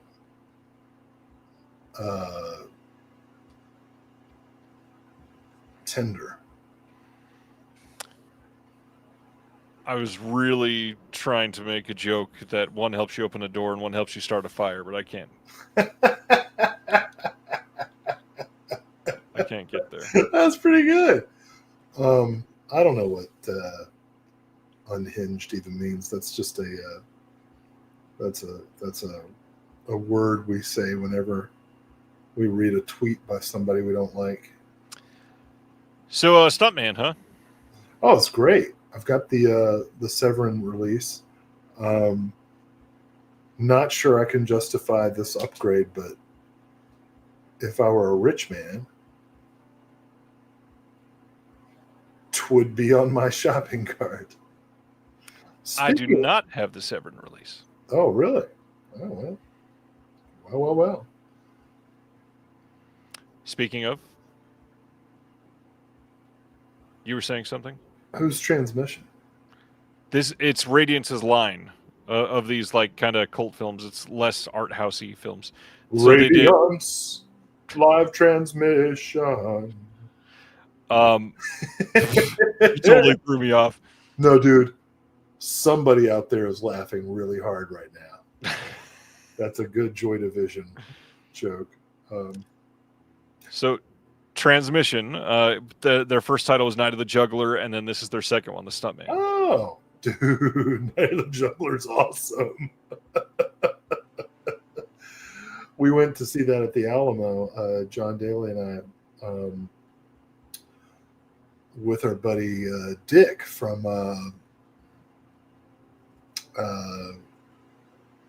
Sam Deegan's Discord, and we were just exhausted by it in the best way. I'd never seen it before, and there's more running in Night of the Juggler than in Run Lola Run. It's pretty funny. And like way more chest hair. Like Run Lola Run has no chest hair. And Night of the Juggler has a lot of chest hair. All right. That's the Stuntman. I can't grow chest hair. I have none. I don't even have a wisp. All right. I'm always you've got chest hair. Of course. And yeah, exactly. Right. It's assumed as part of your masculinity. And No. I wonder what it's like. I mean, I assume it's smelly, but I bathe. matted? Is it enough to get matted? Like when you sweat, does it get matted? I've never inspected, I guess. Is there enough to like run your fingers through? Or is it just wispy? I guess so. It is long enough. Like David Lee, are you like David Lee Roth, or are you like No, I am not Italian. Wow, way to stereotype. Are we ready to carry on? Pete Walker's The Flesh and Blood Show is coming on 3D Blu-ray in the U.S. from Kino Lorber as number 43 in their Kino Cult line. The 3D on this was kind of messed up a little bit on the 88 Films release of this film, and it has now been fixed by the 3D Film Archive. This has the audio commentary by Kat Ellinger and Martin Conterio on here. We got an interview with Pete Walker by Elijah Drenner, some other old interviews, but that is the next Kino Cult title. Love it. Afraid to speak now. The comments are becoming They like you, Will. directional. Next, we're going to speed through some of these because these are some interesting titles. February 10th. No, we're lingering. I'm not going to linger as much as I can. These are- February. Well, Jeez. that's why you don't understand ecstasy, because you have to take your time, and you're just like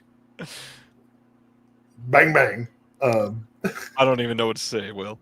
February 10th, Blu-ray from Full Moon is coming of Dungeons of Ecstasy from this year. This is director Charles Band returning to Italy, where so many of his classic films were shot. You've got the original trailer on the disc, and that's the only extra. Did you have more to say there, Will? No? Well, we assume now that there's going to be a lot of chest hair on display.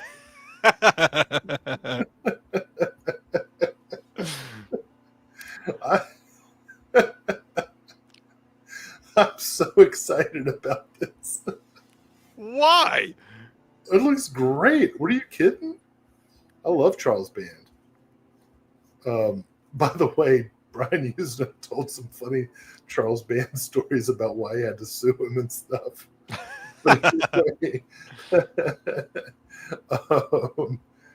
This looks fantastic.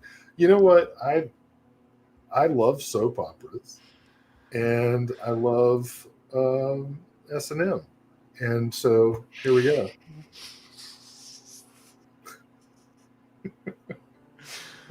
Oh my God. All right. Next up is Christopher Lee and End of the World Remastered from Full Moon, coming on to February 10th. This has been available on their site for a while. This is just going to be a wide release of this. No extras on this except for some trailers. If you want Christopher Lee in one of his worst movies, here you go. Dude, if Christopher Lee could be my priest, I would totally be Catholic. And you know how I feel about the Catholic Church. And Christopher Lee. Well, I like one of them. SRS Cinema putting out Den Ace Chaos in a wide release on February 10th on Blu-ray. This is a tokusatsu film. You got a transcending common sense video introduction, some bonus shorts, and these shorts are almost an hour long each. Making of Den Ace Chaos, photo gallery, a message from Minoru Kawasaki as well. Transcending common sense. That's how I like to think of myself. Yes. Next up from SRS is a La Llorona double feature. No, not that La Llorona. Oh, also not the other one that you're thinking of. This is La Llorona from 2006 and 2007. This is directed by somebody that you have probably not heard of. Same guy did both of these, and very different than the Conjuring universe one. Well, I'll never hear of him if you don't say his name. Well, I don't know what it is, and it's not listed, so we're still not going to hear from him. And how do you know? It could be directed by Woody Allen, for all you know. That would make me want to watch it less. Oh, I think that'd be great. I don't even know a Llorona.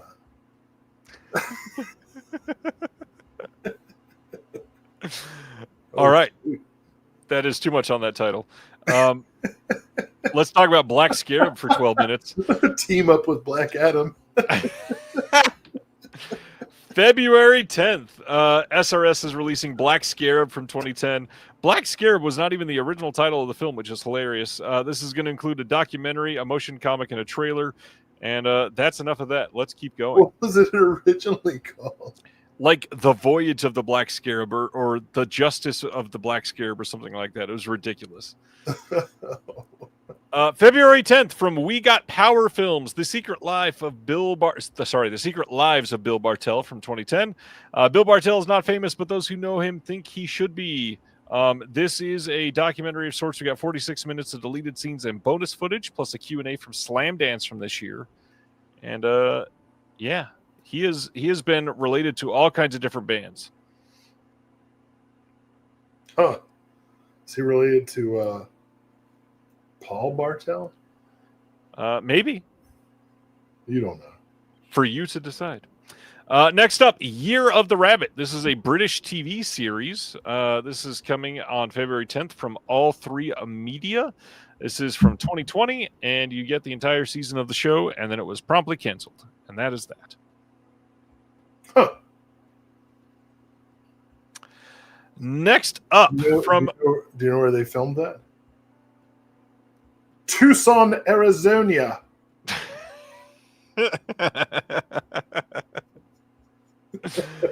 December 15th, there's a 4K steelbook coming over in the UK from Jerry Anderson's TV company of Space 1999 Breakaway. This is just one of the episodes from Space 1999 on 4K in this pretty decent-looking steelbook.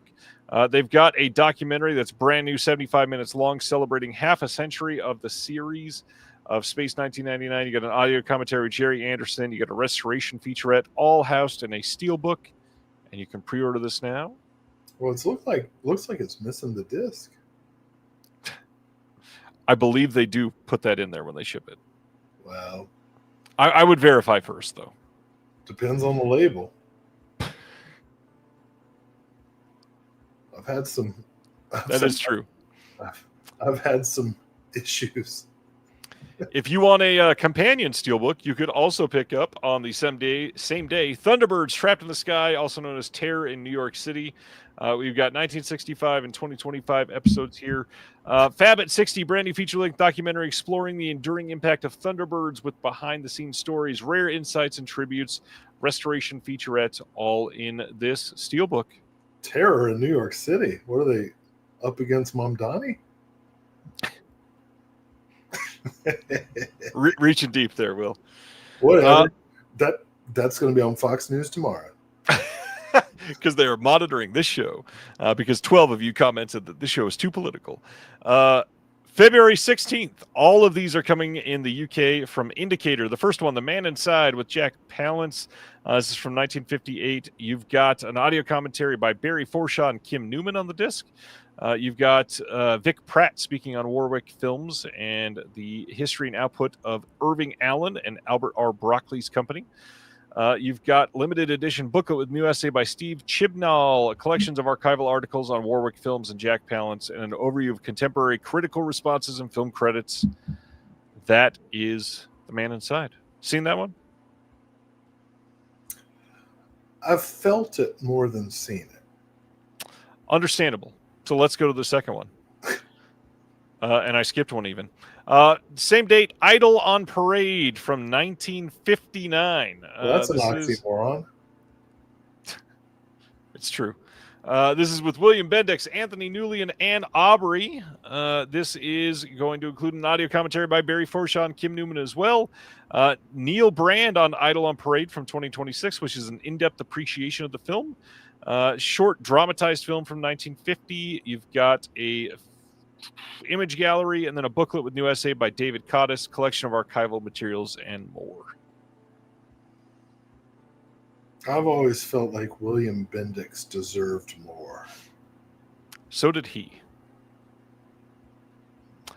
Next title is Jazz Boat from 1960. This is going to be a Lionel Jeffries film. You've got an audio commentary by Will Fowler and Vic Pratt. In-depth appreciation by Neil Brand for this as well.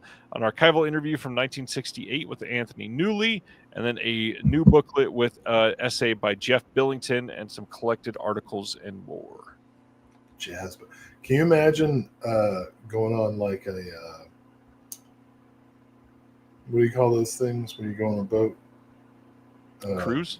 Cruise. Can you imagine going on a cruise and the in-house entertainment was Keith Jarrett?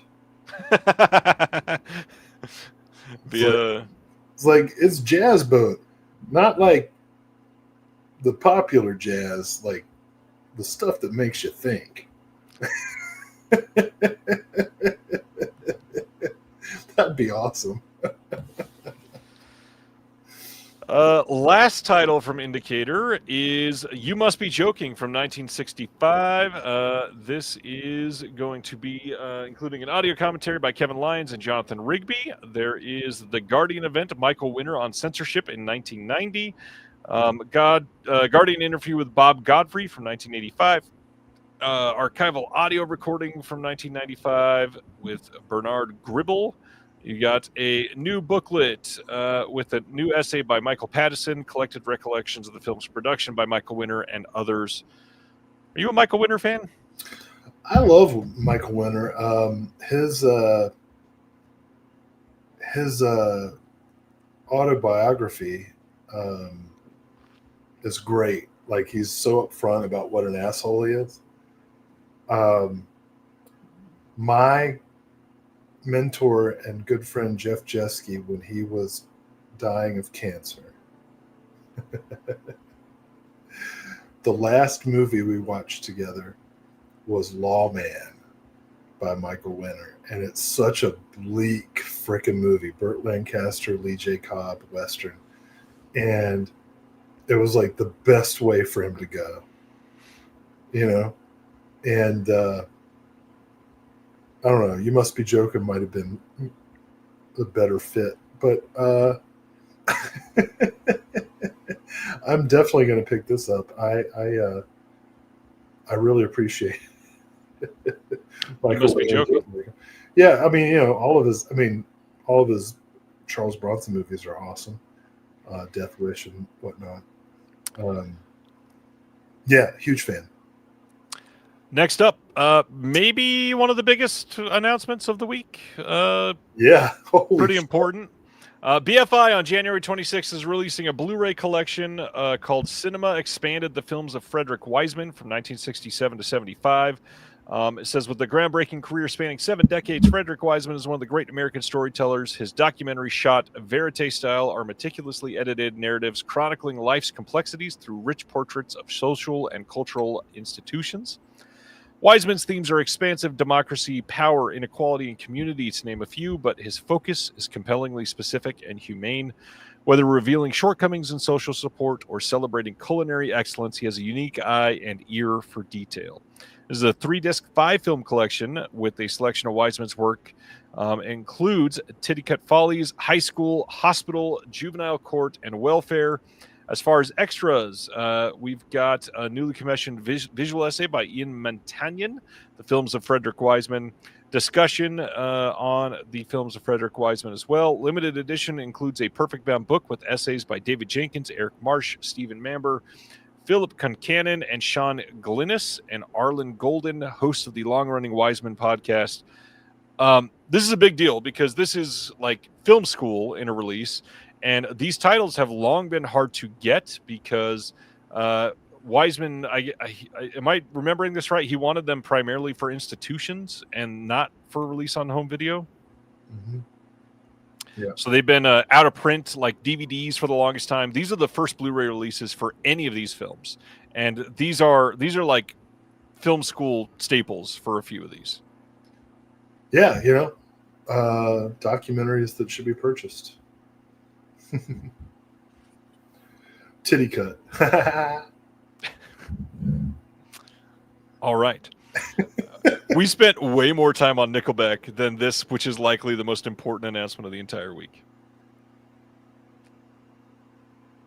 Oh, I thought you meant next. You're saying Frederick Wiseman is more important than Nickelback. At least a little bit, yeah. Tomato, tomato. Next up is a Quentin Tarantino favorite coming on February 23rd from the BFI. It is Strong Room from 1962. This is going to have no extras on this one, but this is supposed to be pretty good. You can pre-order this now at many of the retailers in the U.S. or in the UK. Now, we've been talking a lot about art tonight. And I don't want to be too didactic or anything, but I feel like this cover art is suggestive. Just a lot of it, yes. I think it's about a man inside. And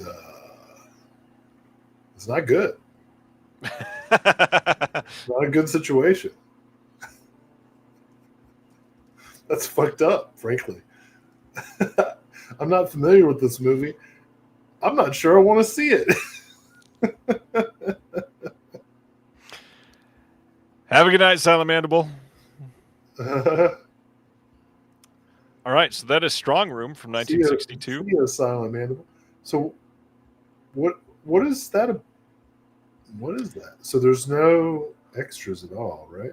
No extras. It says it is a suspense thriller and an outstanding example of the lean British B film. Carefully planned heist on a suburban bank goes awry when the gang of 3 small-time criminals are interrupted by the unexpected arrival of 2 nattering cleaners. Okay, so Quentin Tarantino, Martin Scorsese, and Edgar Wright love it, so it must be about the brutalization of women. I love the fact that its 2 languages are English and hard of hearing. Yep. That's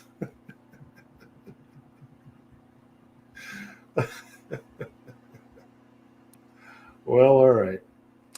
All right, next up is February 16th. We are getting from the BFI Daniel Farson's Guide to Britain. This is a Blu-ray and DVD dual format, covering from 1957 to 63, and I love stuff like this. I may have to get this. It says, brash, bohemian, and boozy bon vivant, Daniel Farson became a larger-than-life fixture of Soho in the 1950s, socializing with the likes of artists Francis Bacon and photographer John Deacon.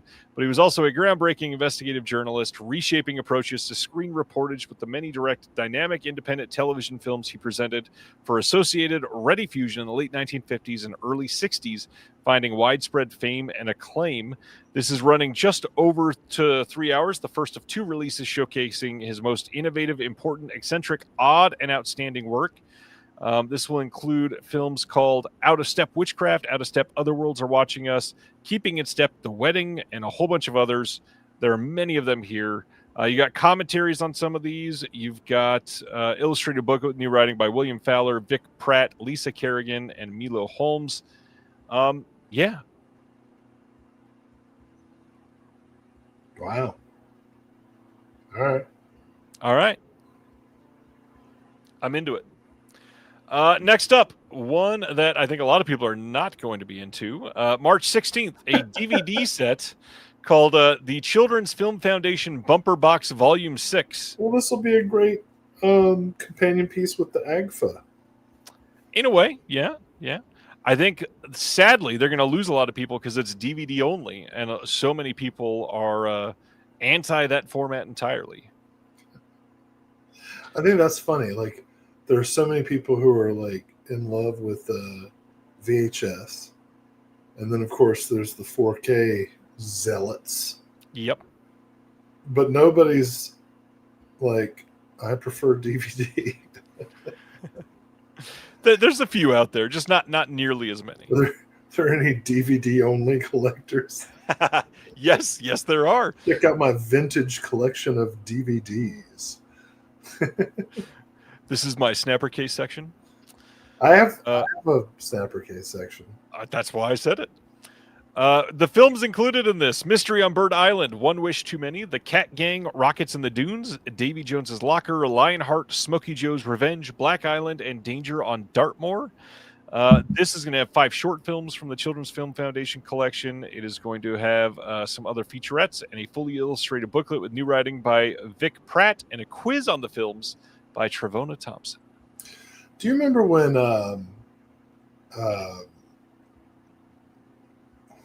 we started this? A long time ago. You remember Fairy Tale Theater?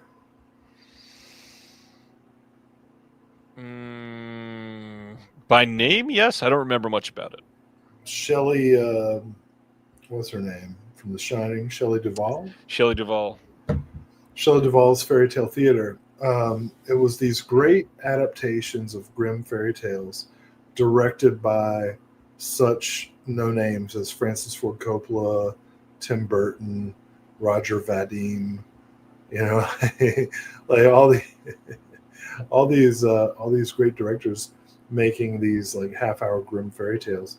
And I thought it would be really cool to have a series of children's entertainments featuring the great art house directors of today. Like, can you imagine how cool it would be to have a children's film series directed by like Harmony Korine, Sean Baker, Larry Clark, of course. Yes, please.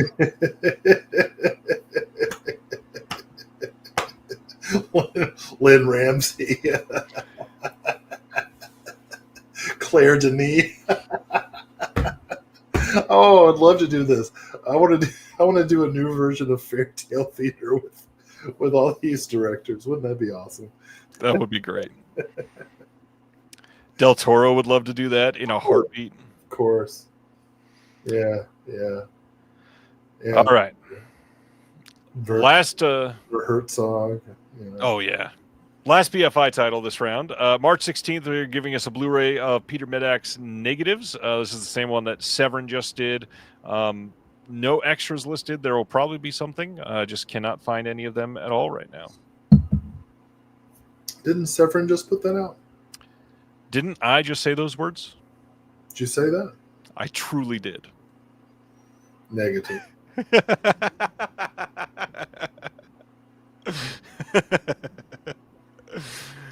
Next up is this movie that looks AI just from the title and cover.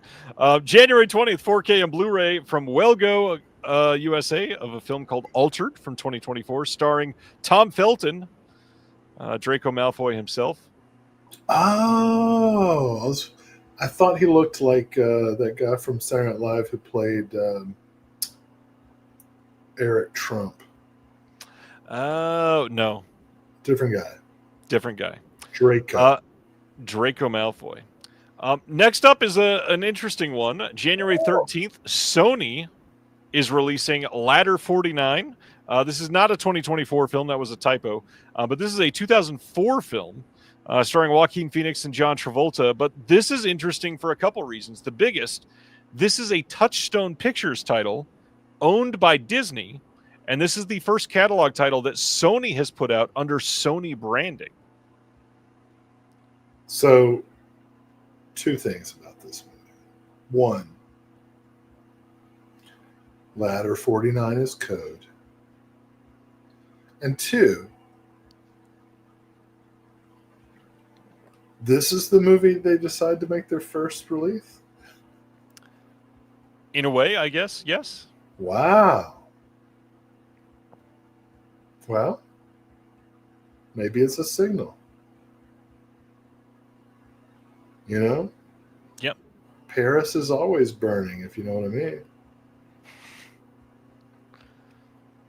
And I think you do. I do. All right. I'm going to keep going. Talking about gay stuff. I realized that about halfway through it. December 2nd.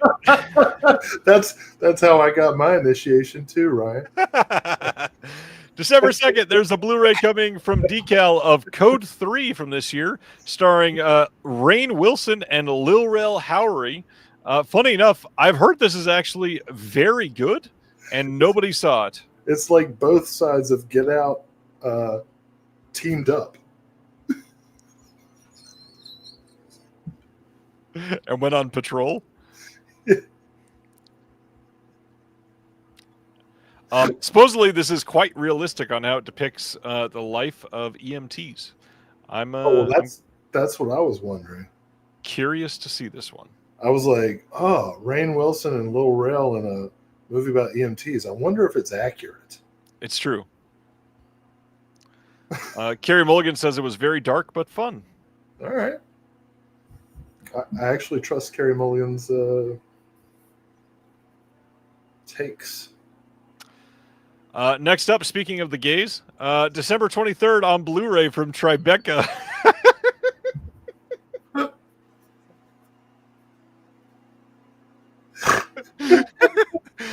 Beyond the Gays, Julie Campbell's swimsuit issue from 2024. The 1960s, Julie Campbell shattered glass ceilings, transforming a struggling magazine into a media empire. The Sports Illustrated swimsuit issue. Over her 32-year reign, she championed intelligence and empowered supermodels like Tyra Banks and Christy Brinkley, explore the changing gaze from objectification to body positivity, a witness a legacy that continues to inspire.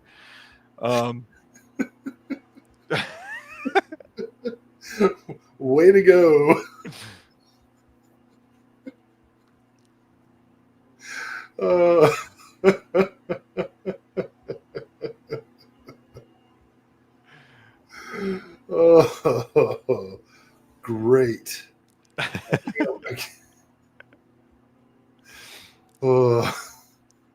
Next up, November 18th Blu-ray from Vantage Media of What Remains from How 2022 many with fucking Skarsgårds? Stellan Skarsgård, Gustav Skarsgård, and the biggest name here, Andrea Riseborough. I mean, way to go, Stellan, I guess. There's so many Skarsgårds. That's a lot of Skarsgårds. So many Skarsgårds. All right, just a few from 88 Films, and then we are all done finally. January 26th on Blu-ray in the UK, they are doing The Delightful Forest from 1972. This is a Shaw Brothers title. You've got an interview with Yu Feng. You've got a trailer and an image gallery, and that is it. I gotta wonder if you're a label, and a lot of people from labels pay attention to your show. Do you want to be near the beginning or near the end of the? That's a great question. And I also just missed this. Also has an audio commentary by David West. Oh, the basketball player? No, that's damn it! I couldn't think of another famous David to keep it going. Bruh, he was David West is mid-range money. I can't wait to hear what he has to say about the Delightful Forest. The whole time he's like, okay, just look at this shot. It's all about the spacing. January 26th from 1984, another Shaw Brothers title from 88 Films, Secret Service of the Imperial Court. This is packed with breathtaking martial arts, political intrigue, and tragic heroism. Secret Service of the Imperial Court stands as one of Shaw Brothers' most gripping and emotionally charged epics. This has no extras whatsoever. That's funny. That is a, going back to our discussion of lesbian cinema, Secret Service of the Imperial Court is a well-known euphemism for cunnilingus. The gate? Oh. Next up, January 19th on Blu-ray in the UK, as from 88 Films, is Gardenia from 1979. This will have an audio commentary with Eugenio Ercolani and Nani Cobretti, interview with the writer Gino Capone, interview with the cinematographer Sergio Rubini, interview with Eugenio as well, and then reversible art on this. I've never seen Gardenia. Is this one you've seen? No, this looks interesting. And then Devil Times 5 coming on Blu-ray from 88 Films in the UK on January 26th as part of the Slasher Classics collection. This has all of the ported over extras from the other release that we got fairly recently from Vinegar Syndrome. That's 30, dude. That's 30. If man is 5.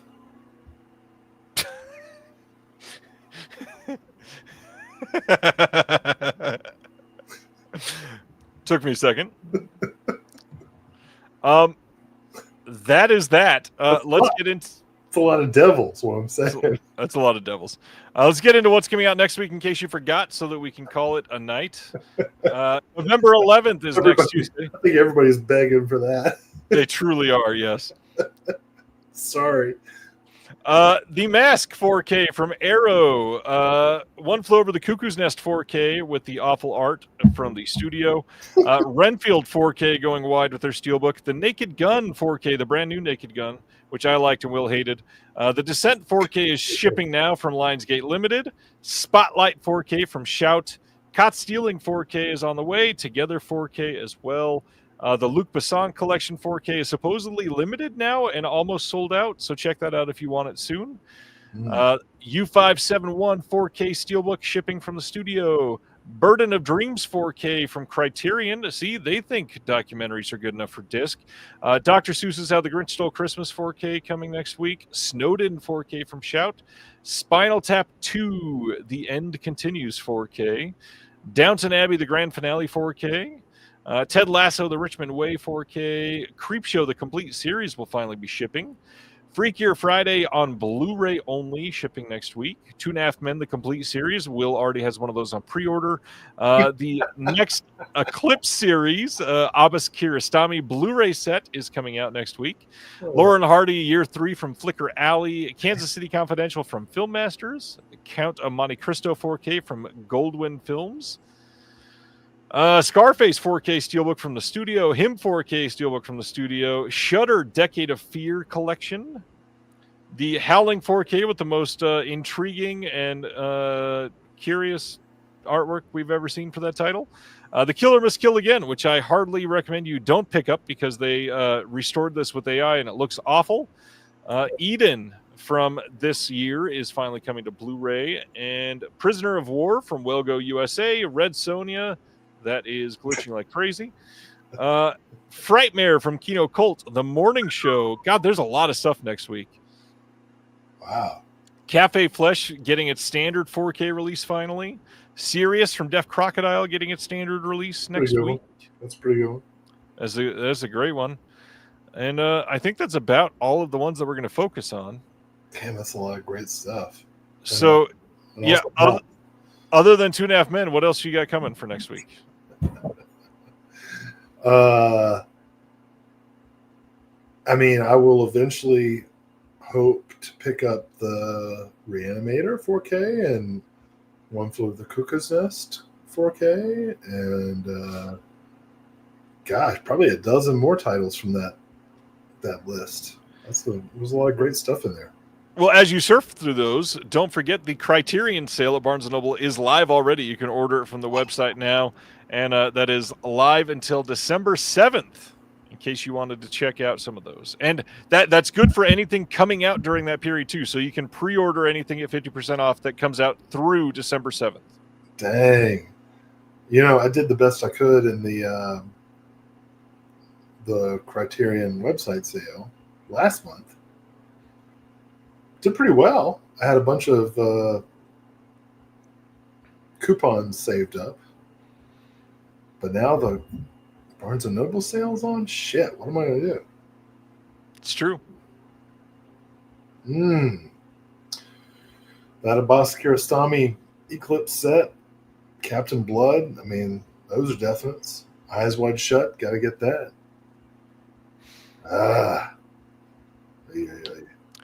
Will, you're a gentleman and mostly a scholar. Thank you for your time. Oh, we wrapping up? Okay. I mean, it's been 4 hours. I know that you got to get to sleep. You got stuff to do tomorrow. I've got stuff to do tomorrow. I'm teaching a course called Understanding Media, which I think is a hilarious name for a course. And we're going to be talking about media narratives surrounding the New York mayoral contest, and the way storytelling works to establish tribes and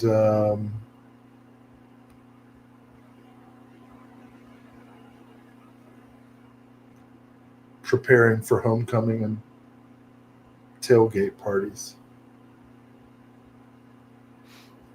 It's true. Tomorrow morning, you're going to find out news on the next Deaf Crocodile subscription. If you are a part of their newsletter, so check that out.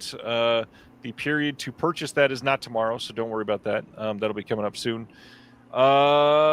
Thanks for hanging out with us tonight. We got a busy couple weeks ahead of us, and can't wait to share more with all of you. Will, you're beautiful. Thanks for hanging out while you're tired. I'm wide awake, baby. Love you too.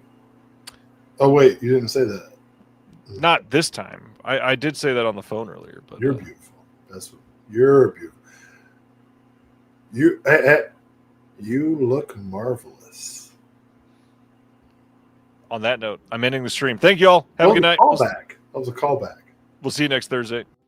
Thank you for watching The Disconnected. On the way out, make sure that you are subscribed to the channel, that you've liked the video, and that you've copied the link to be able to share it with someone else that may appreciate this.